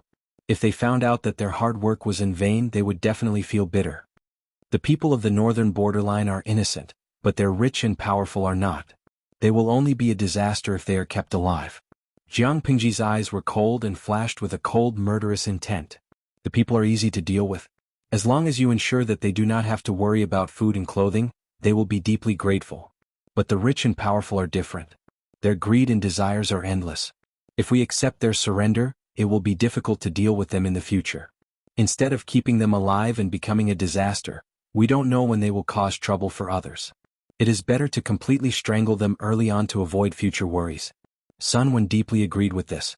If the rich and powerful of the northern borderline were kept alive, they could use their previous foundation to secretly stir up trouble. As long as they had a foundation, it would be easier to recover. This was a disaster.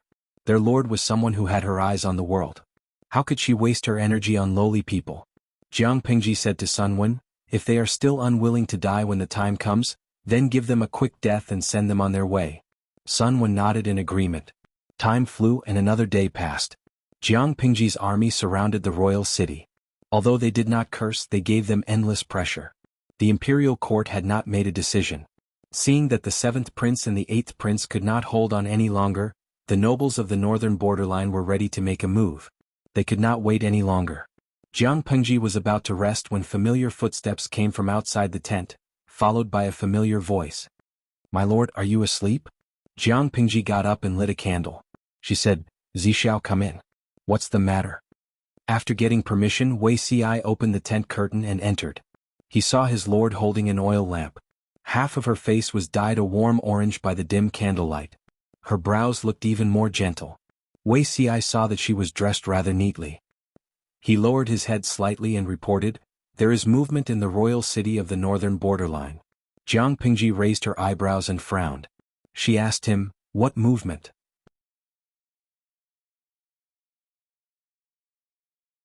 Chapter 10:16. The confidant of the right chief minister of the northern borderline? Jiang Pingji thought for a moment and said, "Sneaking down the city wall in the middle of the night? It seems that the right chief minister is quite tactful." "A wise man submits to circumstances," Wei Ci said. "Whether he is a wise man or not, it's up to me to decide." Jiang Pingji's eyes flashed with coldness. She smiled and said, "I'll go take a look at this person." Jiang Pingji sat on the seat of honor. The candle in the tent was lit and barely illuminated half of the space. A person was kneeling below. His upper body was almost touching the ground. Jiang Pingji pouted when she saw his trembling appearance. "I don't want to know your name. You just need to tell me why you're here." Jiang Pingji pulled over a chair and leaned half of her body against it. She looked lazy and sleepy. "It's getting late. It's not good for your health if you sleep too late." The person choked and his expression was slightly distorted. He said, "I am the confidant of the right chief minister, Suhasa. Today I'm here to surrender under the right chief minister's order." "Surrender?" Jiang Pingji sneered. She said, "Although I don't know who Suhasa is, since he's the right chief minister, he must be one of the most powerful people in the northern borderline. I have a question. Your right chief minister has been receiving the salary of the northern borderline for so many years. Now that the northern borderline is facing a disaster, he betrays and surrenders just like that. It's hard to not be suspicious." The person said, "The right chief minister said that there's a widespread saying in the Central Plains. A good bird chooses a tree to nest in, a virtuous minister chooses a master to serve. The northern borderline's tyranny is harsh and makes the people have no way to live. It's obvious that he's not a wise ruler. The right chief minister can't bear to help the evildoer." Jiang Pingji smiled and praised him. "Your right chief minister is quite knowledgeable about Han culture. What he said is good." The person was delighted and quickly said, "Magistrate Liu, you're too kind." Jiang Pingji changed her posture and tried to make herself more comfortable. "It's not impossible to surrender. But how do I know that your right chief minister is sincere?" Jiang Pingji sneered and said mercilessly, "Not long ago the northern borderline ordered a tribe to pretend to surrender. If it wasn't for my wise strategist who saw through the northern borderline's plot, I might have been the one to return in defeat. It's fine if you want to surrender, but you need to show some sincerity." Without sincerity, could it still be considered as defecting? The man was overjoyed and quickly took out a tightly wrapped piece of parchment from his lapel. "This is the topographic map of Royal City. I present it to Governor Liu." A look of joy appeared on the man's face as he said, "The right minister is already fully prepared. As long as you accept our surrender, the right minister will coordinate with you from the inside and the outside. We will take the opportunity to open the gates of King City and welcome the army into the city." Jiang Pingji raised her eyebrows and asked the man, "Really?" "Absolutely." At the same time, the right minister was anxiously waiting for news at home, like an ant on a hot pan. His trusted aide had been gone for 4 hours. Why hadn't there been any news yet? "Right minister, who are you waiting for?" Footsteps could be heard from outside the tent. Torches were lit up and a familiar voice was heard. Right Prime Minister Suhasa felt a chill in his heart and quickly turned his head to look. The person who came was the haggard-looking third prince, and there were many people following behind him. He recalled the question asked by the third prince and was shocked. He quickly said, "Your Highness, I'm not waiting for anyone." The third prince sat boldly on the seat of honor. The corners of his mouth curled into a sinister smile. He stared at the right minister as if he was looking at a dead man. "You're not waiting for anyone?" The third prince said pointedly, I was patrolling the streets just now and caught a trusted aide who claimed to be the right minister. He even hid the topographic map of King City. I was shocked. The right minister was loyal to the northern borderline. How could he betray the enemy? I was too angry, so I ordered people to interrogate him. That person didn't live up to expectations and died. To prevent the right minister's reputation from being tarnished, I specially brought people over to question him. If that person framed me, I can clear the right minister's name so that no one can use this to attack the right minister. After the third prince said this, the right minister's plump body could not help but tremble slightly. His front and back were covered in sticky sweat. He said decisively, I was born a man of the northern borderline and I will die a ghost of the northern borderline. My loyalty can be seen by the heavens. What trusted aide who had the topographic map of King City? Someone must be jealous of me and deliberately framed me. The third prince is wise and won't be deceived by vile people. The third prince's lips curled up slightly.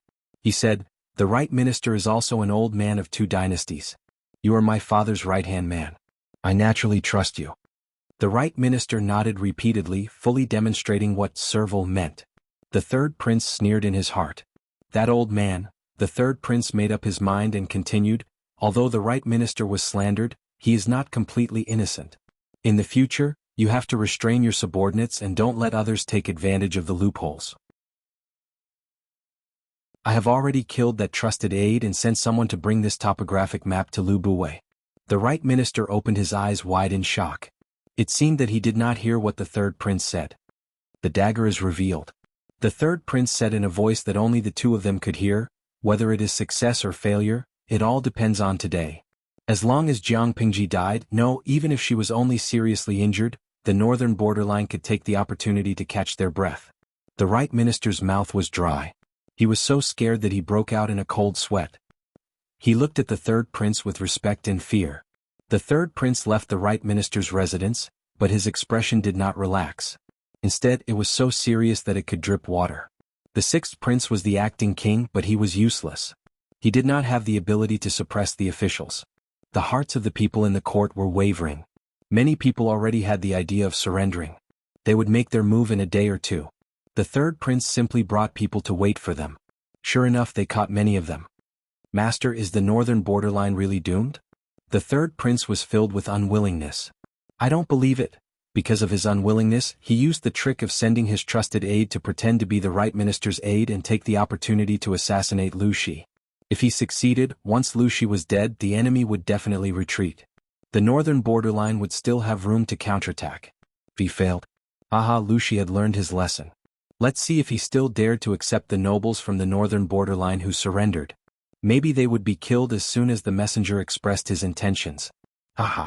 These nobles enjoyed the benefits given by the royal family. Now that disaster was upon them, they wanted to fly away alone? In their dreams, if the northern borderline was doomed, the royal family was destined to be destroyed. These people would be buried with the royal family. Crazy thoughts occupied his mind. The third prince looked calm on the surface, but his heart was already crazy. Outside the royal city in Jiang Pingji's camp. Hand over the item.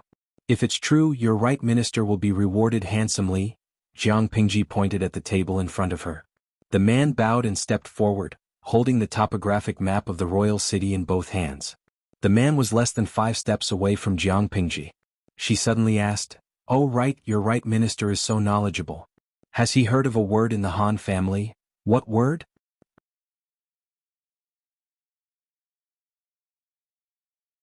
Chapter 10:17. When the assassin heard the words, "The dagger will be revealed," his eyes widened and his expression became ferocious. He immediately drew his sharp blade and pounced on Jiang Pingji. The snow-white blade drew a white light in the air. They were less than 5 steps apart.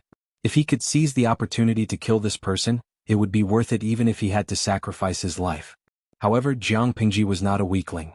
She would not be chased around the tent and run for her life. She kicked the table in front of her away. The small table flew towards the assassin. The assassin did not dodge. He pounced on Jiang Pingji and let the table fall on him. He knew that he only had one chance. If he missed it, he would not have another chance to kill Jiang Pingji. Moreover, it was just a table. How painful could it be if it fell on him? If not for Jiang Pingji, the assassin's judgment would not have been wrong. He could even be considered decisive. Unfortunately, the assassin's target was Jiang Pingji. She could not be measured by common sense. A ceremonial tablet in her hands could become a weapon that could dismember a corpse. How could a table be less lethal than a ceremonial tablet in her hands? The assassin only had his target in his eyes. The dagger in his hand was already aimed at Jiang Pingji's chest. At the same time, the table flew over and accurately hit the assassin's chest. In the next moment, the table made a cracking sound. The table's legs were split into pieces. Wood chips flew everywhere. The assassin felt that he had not been hit by a table. He had clearly been hit by a small mountain. Several of his sternum had been broken in an instant.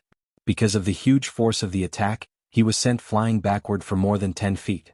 He fell to the ground like a rag doll. His internal organs were shattered. Sticky blood gushed up his throat and filled his mouth. Half of his face was a bloody mess.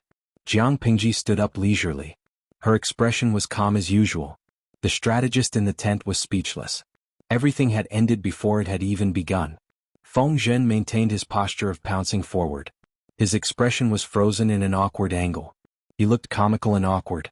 Although Wei Si's expression was not as exaggerated, the nervousness and worry on his face were not fake.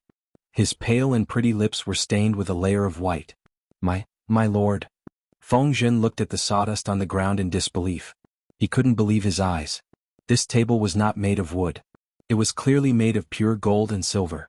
Otherwise, how could it have such destructive power? Jiang Pingji's eyes were cold. She looked at the assassin without any warmth. The assassin was hit head-on by the table, and his entire body was sent flying for more than 10 feet. His sternum was almost completely shattered, and his internal organs were pierced through by the shattered sternum. It seemed that he would not survive for long. What are you shouting for? Call someone over to clean up his body.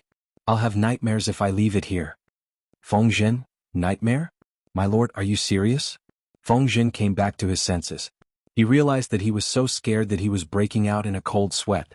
The front and back of his shirt were already soaked. The scene just now was too thrilling. The distance between the lord and the assassin was less than 5 steps. It was a real life and death moment. If Jiang Pingji was killed, the great undertaking that had just begun would be forced to stop. The 3 armies were like a group of dragons without a leader, allowing the northern borderline to take advantage of them. The guards outside heard the commotion and rushed into the tent. They saw the paralyzed assassin on the ground and hurriedly half-knelt to ask for forgiveness. Jiang Pingji's expression softened slightly. She said, "It's okay. You just have to drag this person away. Wait, leave this map behind." She picked up the map of the interior of the royal city. 4 guards each grabbed one of the assassin's limbs and carried him out. If it wasn't for the large pool of undried blood on the ground, who would have guessed that an assassination had happened in the tent? The guards went out. Wei Si stepped forward to ask for forgiveness. No matter what, he was the one who brought the assassin to Jiang Pingji. He had failed to identify the assassin. He was guilty of negligence. Jiang Pingji raised her eyebrows. This is not Zixiao's fault. Even if there were 100 assassins, they wouldn't be able to hurt me, let alone one. Feng Zhen, who was beside her, also tried to persuade her. The northern borderline refuses to give up. I thought that they were an arrow at the end of its flight. I didn't expect them to still have the strength to resist. Although Zixiao is at fault, it wasn't the main cause. Since my lord has already forgiven him, Zixiao shouldn't be too concerned. Jiang Pingji couldn't change Wei Si's mind. She could only symbolically forfeit his salary for 3 months. Wei Si felt that the punishment was too light and tried to make her make it more severe. The most important thing now isn't to pursue your crimes. The northern borderline is the main culprit. Jiang Pingji frowned impatiently. Her tone was slightly nasty. If Zixiao really feels that he has made a mistake, I'll settle it with you in the future. As for now, there's no hurry. The news of Jiang Pingji's assassination quickly reached Sun Wen and Qiguan Rang's ears. The 2 of them rushed over and found that the main tent was neatly arranged. It was not as chaotic as they had imagined. I heard that my lord was attacked by an assassin. Are you all right? Qiguan Rang's expression was still calm, but his clothes were a little crooked. It was obvious that he had rushed over in a hurry. His breathing was also a little hurried. Jiang Pingji mocked him mercilessly. No. If assassins are all at this level, it'd be strange if they could hurt me. Hearing this, Sun Wen decisively swallowed his questions. Needless to say, his lord was definitely not the one who was at a disadvantage. Zidao, look at this map of the royal city. Jiang Pingji handed the map that the assassin had brought over to Sun Wen. Sun Wen took a few glances at it and could roughly determine its authenticity. I'm at least 80% sure that the map is real. In order to assassinate my lord, the northern borderline has put in a lot of effort. They actually used a real map as bait. Sun Wen mumbled. Jiang Pingji responded with a cold smile. What do you mean by putting in a lot of effort?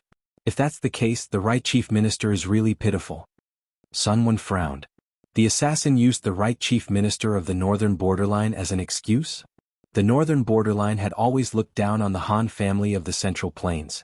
They were very hostile toward them. The right chief minister of the northern borderline was a typical example.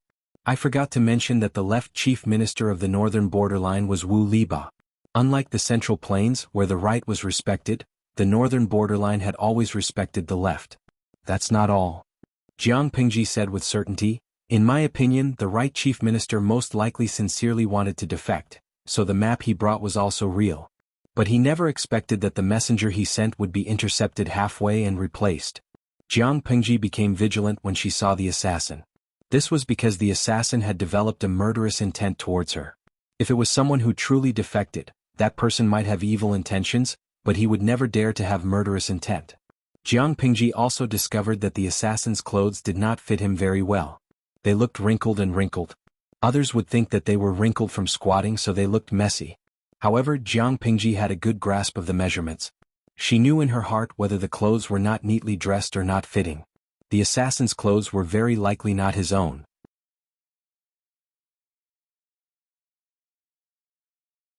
Chapter 10:18. Jiang Pingji praised the right minister for his knowledge of Han culture. The assassin said compliments from the magistrate of Liuzhou, but his eyes showed some disdain. This disdain was not directed at Jiang Pingji, but at the right minister. According to her speculation, the real messenger should have been intercepted and killed. Because the assassin and the messenger were similar in size, and to be safe, the assassin wore the messenger's clothes, carried the real blueprint, and went to the capital in a bamboo basket. He disguised himself as the messenger and tried to assassinate Jiang Pingji. She did not suspect much about the real master of the assassin. Jiang Pingji briefly explained her speculation. Sun Wen pondered for a while and already had a suspect in his heart. It's probably the third prince's man, Sun Wen said. The third prince of the northern borderline studied under Wu Liba. This pair of master and disciple are rare smart people in the northern borderline. Because of Wu Liba's influence, the third prince is quite knowledgeable about Han culture. However, he also learned his master's temper. He's stubborn and arrogant, but he's loyal to the northern borderline. There shouldn't be anyone else besides him who could come up with an assassination plan at this juncture. If it wasn't for the Lord's outstanding martial arts, she might have failed miserably. The northern borderline was now an arrow at the end of its flight, and the nobles were fence-sitters. The possibility of them secretly defecting to the enemy was extremely high. She never expected that someone would intercept the messenger and impersonate her to assassinate Jiang Pingji. Whether it's this person or not, I'll put this on his head. Someone had to take the blame for this matter. The third prince was the most suspicious person. If he didn't take the blame, who would? I have to thank him. It just so happens that I have a ready-made excuse to slaughter all the nobles in the northern borderline. As long as there was a good reason, the massacre was not a big deal. Not to mention slaughtering all the nobles in the northern borderline in Guizhou, even killing more would be justifiable. Other than that, the nobles in the northern borderline were the richest. Plundering their family's wealth would fill up Jiang Pingji's private treasury. The enemy had given her a ready-made excuse. If she didn't make good use of it, wouldn't she be letting herself down? The veins on Sun Wen's eyebrows twitched. He glanced at the other three and realized that they were indifferent to the slaughter Jiang Pingji mentioned. Recalling Qiguan Rang, Wei Xiai and Feng Zhen's conduct, he felt that the Lord was so lawless more or less because they connived her. Even if he really wanted to slaughter them and plunder their wealth, he couldn't just say it out loud. However, the Lord was willful and the subordinates indulged her. Sun Wen could only turn a blind eye to it. It's too late today. Go and rest first. Send people to keep an eye on the movements in Royal City. If anyone defected again, capture them all. There is still a tough battle to fight. The nobles of the northern borderline know that there is no hope of defecting, so they will definitely find another way out. After a brief discussion, Jiang Pingji saw the sleep scars on Sun Wen and Qiguan Rang's faces. Her heart softened and she chased them away to sleep. Feng Zhen and the others took their leave. Wei Ci also prepared to get up and leave, but he had barely taken 2 steps when he realized that his sleeve was being tugged at. Wei Ci glanced at his sleeve. His line of sight followed the hand on the sleeve and moved up, just in time to meet his lord's eyes. At this time, Feng Zhen and the other 2 had already left the main tent. "My lord," Jiang Pingji said, "didn't I say that I'll settle this with you in the future?" She purposely emphasized a certain word. Regardless of whether it was his previous life or his current one, Wei Ci had always been a person of great virtue. He was like a wisp of bright moon and cool breeze. When had he ever come into contact with such vulgar language? Therefore, Wei Ci was stunned for a while before he understood Jiang Pingji's hint. At that moment he felt all the blood in his body rush to his head. His ears started to hallucinate. "My lord, how can you say such vulgar words?" Wei Ci did not believe that Jiang Pingji would mess around in the military camp. However, he could not just say flowery words, let alone such vulgar words. How could words and actions be the same? Jiang Pingji smiled and teased him. "What vulgar? Is it the end?" Wei Ci was speechless. This was definitely not the His Majesty he knew. However, Wei Ci had forgotten that even the His Majesty in his memory was Feng Zhen's gang of scoundrels. He drank with women and visited brothels. At this moment, Jiang Pingji was just destroying Wei Ci's inner image of a god. She wanted him to know that the god in his heart was also a person. After a while, Wei Ci left the main tent with a conflicted expression and returned to his own tent. Not long after he left, a swift black shadow followed him back to the tent. The patrolling soldiers did not notice it at all.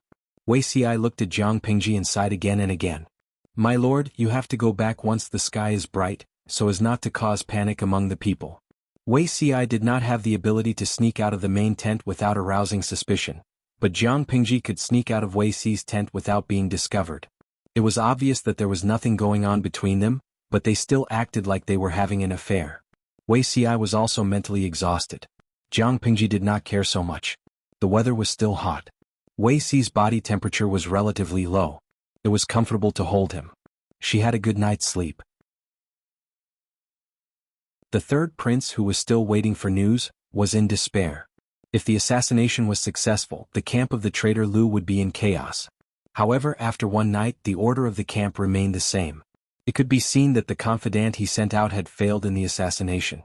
Rubbing his sore and swollen eyes, the third prince walked with heavy steps to the court with a pair of reddened eyes and a green stubble. Not only did the third prince not sleep for the whole night, but half of the ministers in the court could not sleep either. They looked at the third prince with trepidation. They were afraid that he would spread the news that they had secretly colluded with the enemy. If that happened, they would die in the hands of their own people before Jiang Pingji attacked. What was surprising was that the third prince maintained his silence. He looked at the quarrel in the court coldly, like a wooden man. Many old ministers earnestly persuaded the sixth prince. "Acting prince, in my opinion, we should surrender to the traitor Lu now. At least we can preserve some of our descendants so that we can make a comeback in the future." The sixth prince was so angry that he laughed. If they surrendered, the royal family of the northern borderline would definitely be slaughtered. The ministers in front of him could turn around and beg for mercy and flatter the traitor Lu. At the very least, they could preserve their glory and wealth. On what basis? On what basis? The royal family was nobler than them. On what basis should they use the blood of the royal family in exchange for the survival of these lowly people? Anger brewed in the sixth prince's heart. Half of the ministers in the court were inclined to surrender. They could not help but be anxious. The seventh and eighth princes had already reached their limits. In other words, there was not much time left for the northern borderline. If they did not make a decision, once the two princes breathed their last, Jiang Pingji would lead the army to attack the royal city. There was clearly a bright path in front of them. Why should they accompany the royal family to hell? In order to appease their anger, a few old ministers were willing to help hide the blood of the royal family and find an opportunity to make a comeback in the future. If they did not surrender to the enemy, the third prince would really be fooled. He believed that they were really thinking for the sake of the royal family. Report: the enemy outside the city is moving again. The messenger presented a letter, which attracted everyone's attention. This time, the letter was not written in the Chinese characters of the Central Plains. It was written in the barbarian language. Everyone could read it without any difficulty.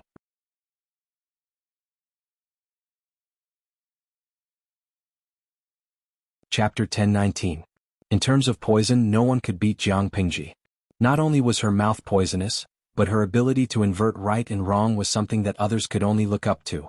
It was the third prince who intercepted the right chief minister's trusted aide and took the opportunity to assassinate her. She made it sound like the right chief minister and the third prince had sent their own messengers.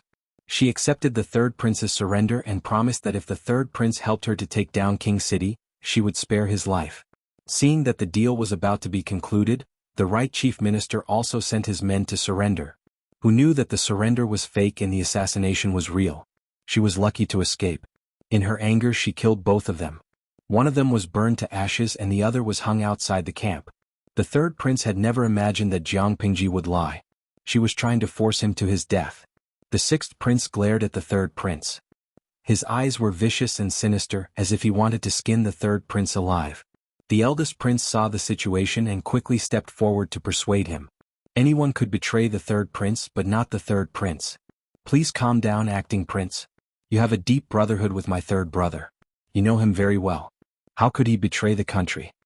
The sixth prince sneered. Isn't the man hanging in Lu Shi's camp the third prince's trusted aide? The eldest prince was speechless. He quickly looked at the right chief minister. The right chief minister, Suhasa's heart skipped a beat.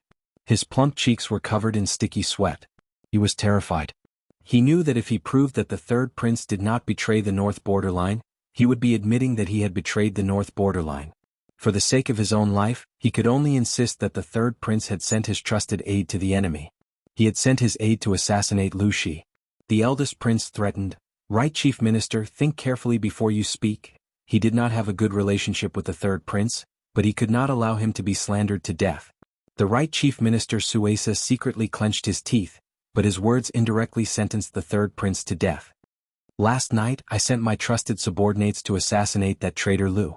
Unfortunately, that traitor Lu was treacherous and had countless masters guarding him, so the assassination failed. I don't know anything else.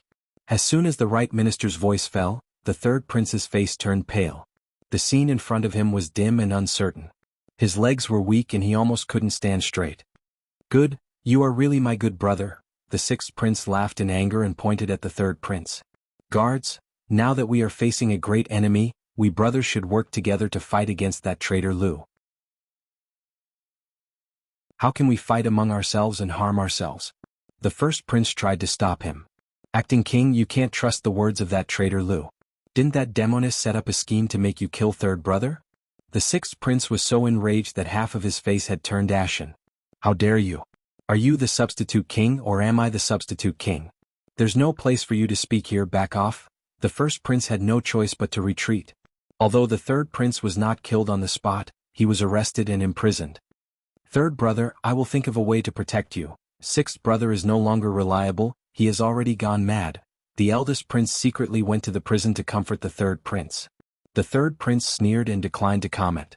After the first prince left, the smile on the corner of the third prince's mouth gradually widened. His laughter overflowed from his throat, and the volume of his voice went from low to high and crazy. Northern borderline is going to perish, it's really going to perish. Master, I can't protect northern borderline, I'm useless. The third prince had laughed enough. His crimson eyes were dripping with turbid tears. His strength seemed to have been sucked out of his body as he slumped to the ground. He took out a dagger from his pocket and pulled out the blade. He had already foreseen the end of northern borderline, but he did not want to see it fall into the hands of the enemy. It was better to end his life before that happened. At least before he died, that traitor Lu had not succeeded, and northern borderline had not changed hands. In the underworld he would still have some face to see his master. The dagger drew a white light in the air, and the sharp blade pierced straight into his chest. Sharp pain spread to his limbs and bones. The veins on the third prince's forehead bulged, and his bloodshot eyes almost popped out of their sockets. His eyes were filled with hatred and unwillingness. His life was rapidly draining from his body. Report, His Highness has committed suicide in the prison.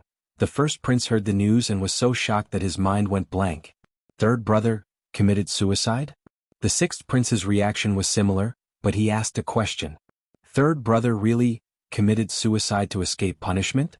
The third prince still had a younger brother who tricked his brother, the fifth prince.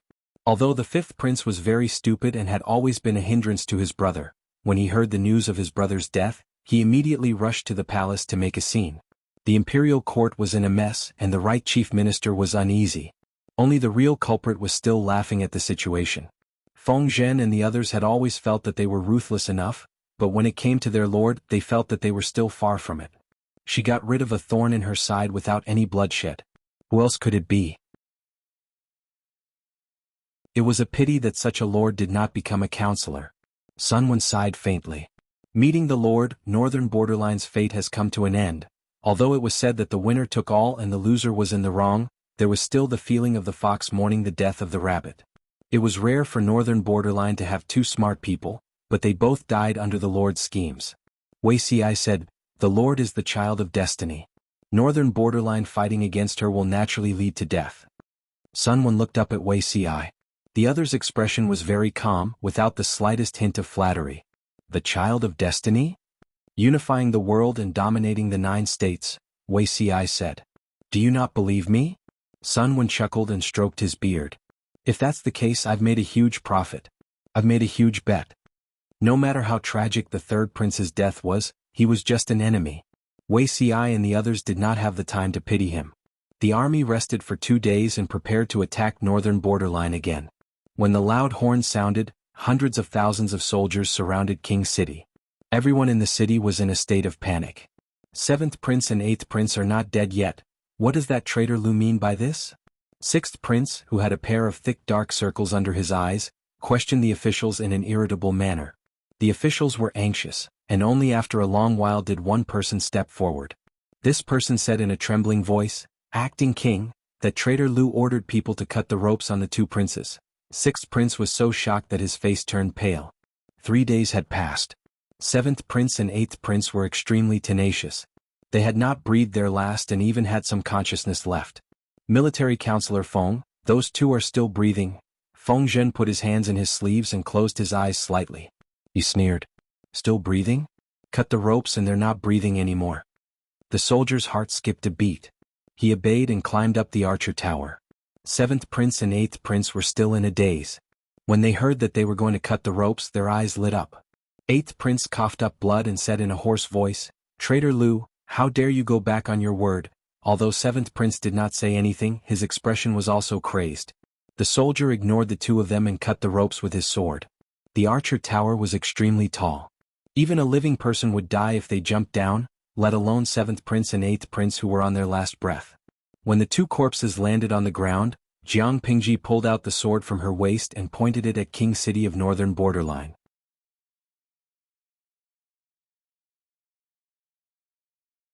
Chapter 1020. Wherever the blade pointed, it was invincible. Following Jiang Pingji's order, the imposing army launched a powerful attack on the city walls. The Northern Borderline was a nomadic people, and the vast grassland was the stage for them to dominate. Although the city was built in the style of the Han family of the Central Plains, the defensibility of the city was far from the standard of a capital city. Faced with the ferocious besiegers, the Northern Borderline unsurprisingly retreated step by step. Even though they occupied the city walls, they did not last long. The city wall was destroyed by the crazy bombardment of the catapults, and the guards on the city gate could not withstand the wave of arrows that came from below. After only a quarter of an hour, the city gate of the Beijiang Kingdom was breached.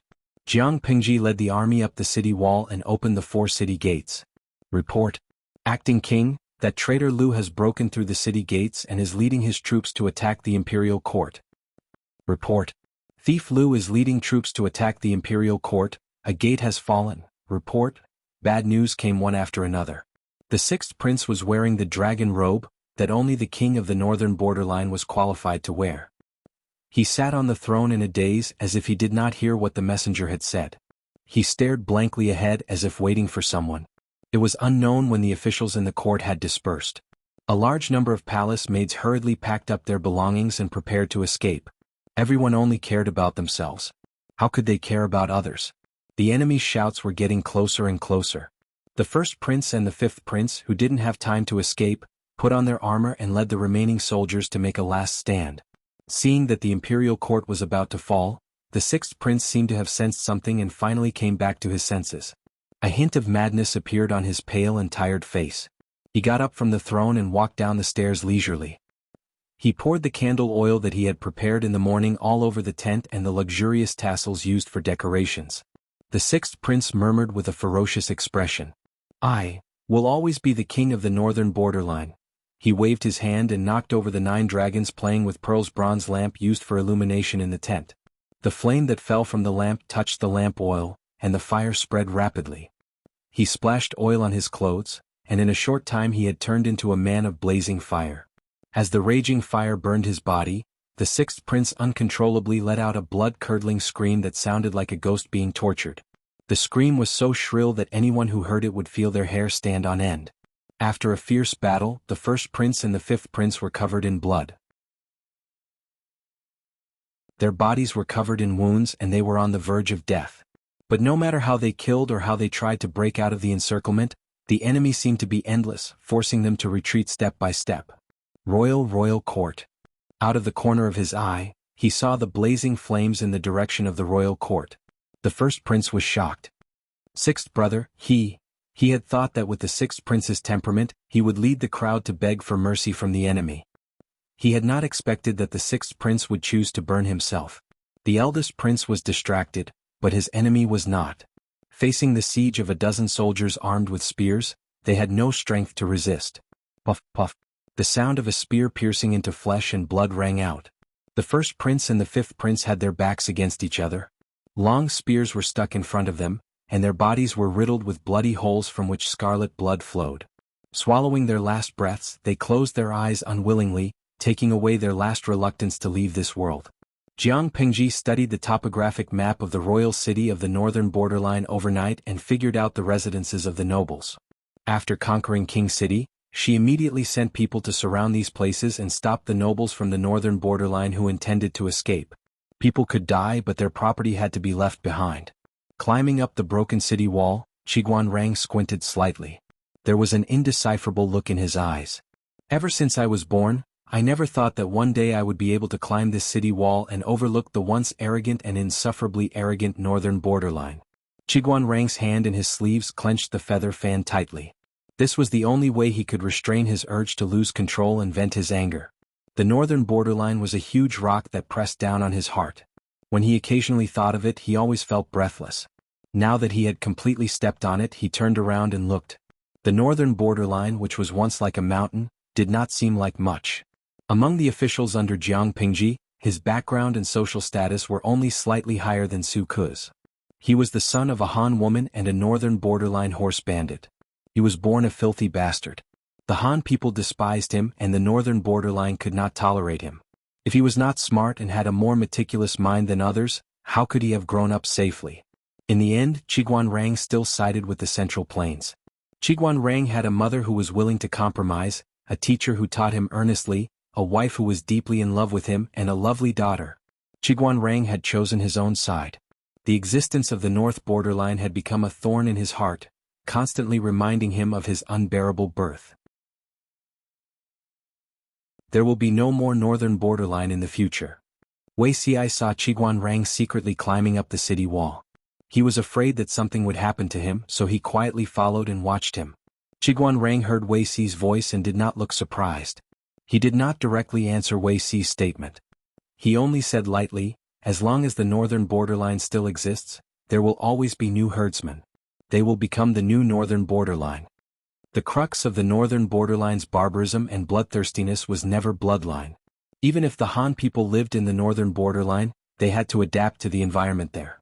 They were gradually transformed into a nomadic people who galloped on horses. If this was not fundamentally changed, there might be a new northern borderline that would invade the Central Plains people in a few hundred years. How could the Lord not know this? Wei Xi smiled faintly and said, "She knows what she's doing." Qiguanrang's eyes slanted and his peripheral vision fell on Wei Xi. His eyes sparkled as if he was sizing something up.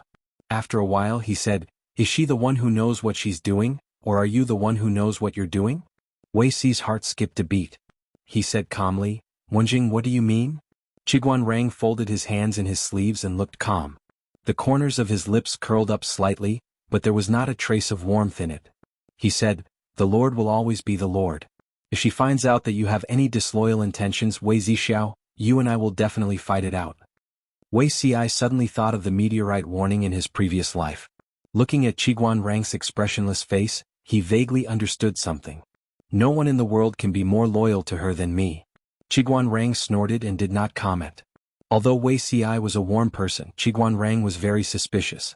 Other than his family and the Lord, he kept a certain distance from everyone. There was one thing that Qiguanrang still could not understand. What was Wei Ci's motive for joining the Lord? In the beginning there were only him and Su Ku in the Lord's tent. There was no need to explain the reason. Feng Jin had no choice but to join because of the earthquake in Shangjing. At that time the Lord was poor and had no reputation. How could she attract Wei Ci to join her from afar? Because he could not figure it out, Qiguanrang's suspicion towards Wei Ci had not been let go until now. The two of them descended the city wall. The battle cries in the city had gradually subsided. The air was filled with the smell of burning. Qiguanrang sorted out his emotions and regained his usual composure.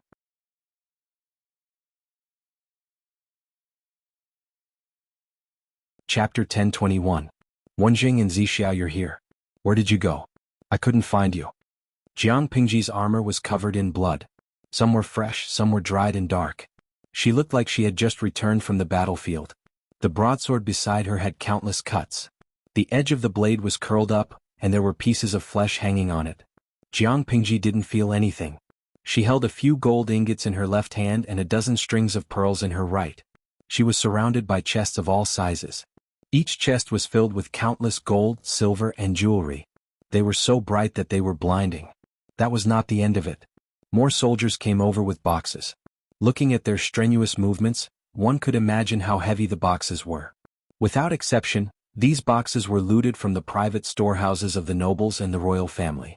Qiguanrang said, "The city wall has a nice view, so I climbed up to take a look." "What view is so nice?" Jiang Pingji held a dozen strings of pearls in her hand. Each pearl was round and full with a warm luster. They were all top-grade pearls. The audience in the streaming room shouted, "If you came a little later, you wouldn't get a share." The corner of Qiguanrang's mouth twitched. Conquering the northern borderline and leading a strong army would be recorded in history. But when the Lord said that, there was a lingering sense of banditry. They were a regular army, not a mob. TSK. The northern borderline is really rich. If I had known, I would have been more ruthless. Jiang Pingji threw the pearls and the gold ingots back. Hearing the sound of the objects colliding, the audience's hearts were in their throats. What if the wastrel accidentally broke it? Fireworks Ji Yuan, streamer, put your hand into the box and stir it. Let me see if it's the same as the props in the TV series. It's such a big box. Is it possible that it's the same inside and out? From the bottom to the top, it's all real gold, silver, and jewelry? Isha Jixing, it must be real. This isn't a TV series. It can't be that there's only one layer on top and the bottom is all hollow. If the nobles of the northern borderline dared to deceive the streamer with fake goods, the streamer might drag them back from the king of hell and whip their corpses. The Fairy Queen's Crimson, dear Brain Master, you've made a fortune. Can I buy on Double 11? POTUS Mommy, I'm looking for a streamer who can help me empty the shopping cart. Jiang Pingji secretly curled her lips. The north borderline would not put fake goods in the private storage of the manor. If the goods presented were fake, someone must have pocketed it. However, she was strict with the army, so no one would dare to do such a thing. If someone committed a crime, they would at most be greedy for a small fortune. If the water was too clear, there would be no fish. Jiang Pingji would not go overboard. As long as it did not violate the principles of discipline, such as robbery or killing the innocent, she could turn a blind eye to it. Qiguanrang smiled and said, "It's not too late now." The northern borderline imperial court had already been destroyed, and most of the nobles were in Wangqing. The rest were all small tribes that could be completely annihilated in a short amount of time. Wouldn't all the money they plundered belong to the Lord? Jiang Pingji felt comforted when she heard that, but the more comforting thing was yet to come. Jiang Nongqin, dressed in armor, walked over with a bloody aura. She cupped her fists and said, "Greetings, my lord. Officer Jiang, do you want to come and see if there's anything you like here? You can pick some to reward the soldiers of the female camp." Jiang Pingji greeted them warmly. In this battle, the female camp not only made great contributions on the battlefield, but they also made great contributions to the logistics. She would not mistreat the meritorious service, but her attitude was too bold. "On behalf of the female camp, I thank my lord for the generous reward." Jiang Nongqin said, "My lord, the soldiers found a severely rotten male corpse in the imperial court. The male corpse was rotten and had maggots, but he was wearing clothes that looked like a dragon robe. After questioning the palace maids carefully, we found out his identity. Bring him up for a look. Jiang Pingji raised her eyebrows and said, could it be the king of the north borderline? The soldiers of the female camp carried a stretcher up. The stretcher was covered with a thin blanket, but even so, it could not hide the overwhelming stench. Jiang Pingji did not mind the stench. She squatted down and lifted the thin blanket, revealing the male corpse in the dragon robe. In less than a second, densely packed bullet screens covered the sky and covered almost every corner of the screen.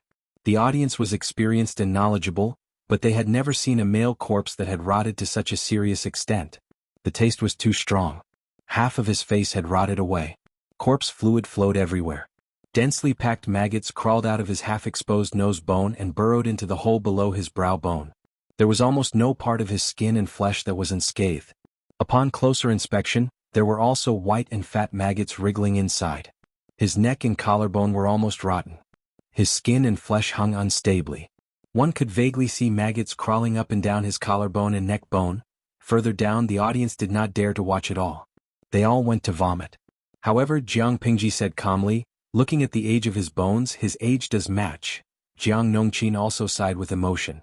I heard that the king of the north borderline was also an ambitious and ruthless man of his generation. I did not expect him to suffer a stroke and be paralyzed. He starved to death on his bed.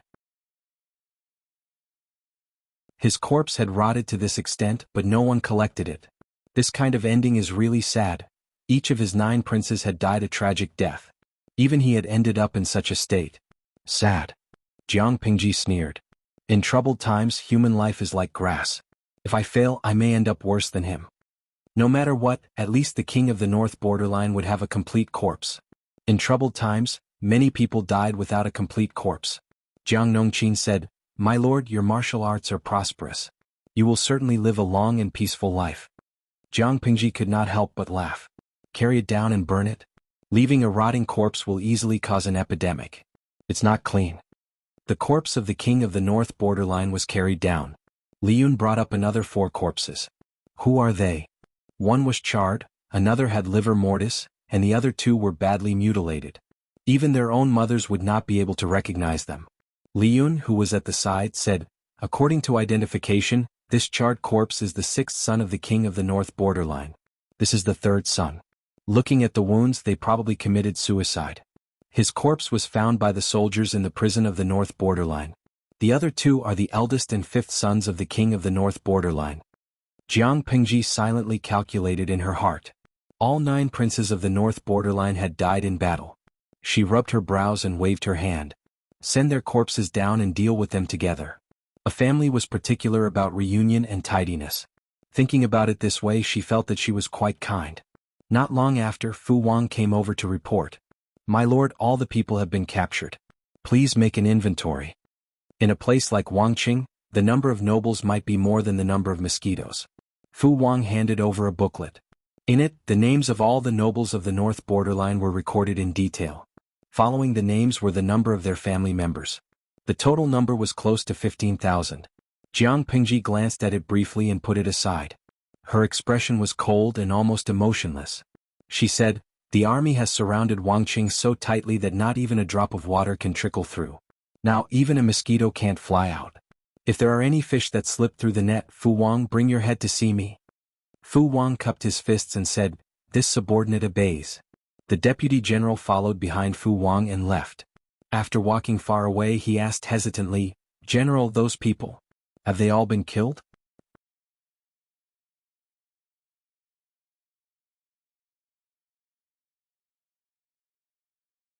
However, children were different. Who knew what kind of person this child would become in the future? It is precisely because we are children that we are easier to be used by others. We will grow old eventually. If the young master of the northern borderline is a great seedling, won't it leave hidden dangers for future generations? Don't be fooled by Fu Wang's boorish appearance and reckless and unruly temperament. He was actually meticulous like dust. He had the intuition of a wild wolf and a pair of eyes that could see through the fog and see the truth. But that's just a possibility. The deputy general was a good, honest and loyal man. Fortunately, he wouldn't interfere with military affairs, so Fu Wang didn't deliberately correct him. Not even the slightest possibility. Fu Wang squinted and glanced at the place where the screams gradually stopped. He said coldly, "The Lord wants to bring peace to the world, so she won't allow any hidden dangers that threaten the peace to exist." Why do you think the Lord wants to slaughter all the nobles of the northern borderline and not even let their relatives go? Because the nobles of the northern borderline have more connections and financial resources than ordinary people. They can easily do things that ordinary people can't do. They are also a greater threat than ordinary people, so they can't be tolerated. Although the northern borderline was a barren land, there were also smart people among the nobles. If the nobles were compared to the brain, and ordinary herdsmen were compared to the limbs of the body, then as long as the brain was removed, the torso and limbs would lose the command of the brain. How much combat power could they exert in the end? If these people are left alive, the northern borderline will recover in at most 20 years, and they will become a serious threat. At that time, new and old hatred will add up. Guess how many innocent people will die? It will definitely be more than 15,000. Fu Wang said confidently, "War will not only hurt the people of the Central Plains, but it will also be a burden to the people of the northern borderline. If these people's deaths can be used to exchange for more people's lives in the future, they will die a worthy death." The deputy general listened and was stunned for a long time. After a while, he said shamefully, "The general's state is extraordinary. I am ashamed." Fu Wang said honestly, "What extraordinary state? I'm just bluffing." The deputy general was dumbfounded. Fu Wang raised his hand and pulled out his weapon. He curled his lips and said, "The winner takes it all. If it was in the jungle, which wolf would not eat its prey because it is pregnant? If it does not eat its prey, it will starve to death. I really don't know how you have so much sympathy." The deputy general was speechless. After all, it was something that Jiang Pingji had instructed him to do. Fu Wang carefully compared the identity and age of each corpse and checked it again and again. He had to be careful. If there was a fish that escaped the net and came back 18 years later to take revenge and provoke a war between the barbarians and the Central Plains, how many people would die? Fu Wang yawned as he asked people to do the work carefully. To prevent people from being compassionate, Fu Wang sent out his trusted subordinates. Each one was colder and more ruthless than the other. Even if there was an outstanding beauty among the prisoners, they would stab her a few times without blinking until she breathed her last. Military advisor Wei? Fu Wang was busy. He did not expect an unexpected person to come to the tent. Observing the sky last night, I discovered that the stars in the night sky are strange. The destiny of the north borderline is not over yet. There seems to be a master of resurgence hiding. Fu Wang was so shocked that he lost all sleepiness. What? Master of resurgence? Fu Wang was stunned. Are you joking, military advisor Wei? Wei Ci lowered his eyes and said, "If you don't believe me, General Fu, you might as well check it out." Fu Wang asked, "Check? Oh." When the left minister was young, he participated in the night bonfire and had intercourse with a shepherd girl and gave birth to a baby girl. The baby girl was secretly raised by the left minister and later became the legal wife of a member of the royal family who was down and out. The son that this woman gave birth to will be the person who will resurgence the north borderline in the future. Fu Wang was stunned. The left minister of the north borderline is Wu Liba. Wu Liba. Fu Wang hurriedly checked the register and found the page with Wu Liba's family. However, there was no illegitimate daughter as Wei Ci had mentioned, let alone any master of resurgence. Wait, I'll send someone to check. Military advisor Wei, please wait for a moment. Wei Ci was not in a hurry. He waited quietly, but his thoughts returned to his past life. The world had just been settled and the officials were worried about their children. Her Majesty wanted to appoint her eldest daughter, Changxing, as the heir apparent but was repeatedly obstructed by the imperial censors. In less than 2 years, Her Majesty became pregnant for the second time, which was the blessed longevity. When she gave birth to the blessed longevity, the remnants of the Red Lotus group rose from the ashes under the leadership of one person. They even spread their teachings to the officials' residences. You're tuning in to the Han Li's Wuxia Chronicles YouTube channel. We're so grateful for your support, and don't forget to subscribe to join us on this incredible journey through captivating stories. Your generosity through donations truly makes a world of difference, as it's the primary source of revenue that allows me to expand and enhance this channel for you. Thank you from the bottom of my heart for being a part of this adventure.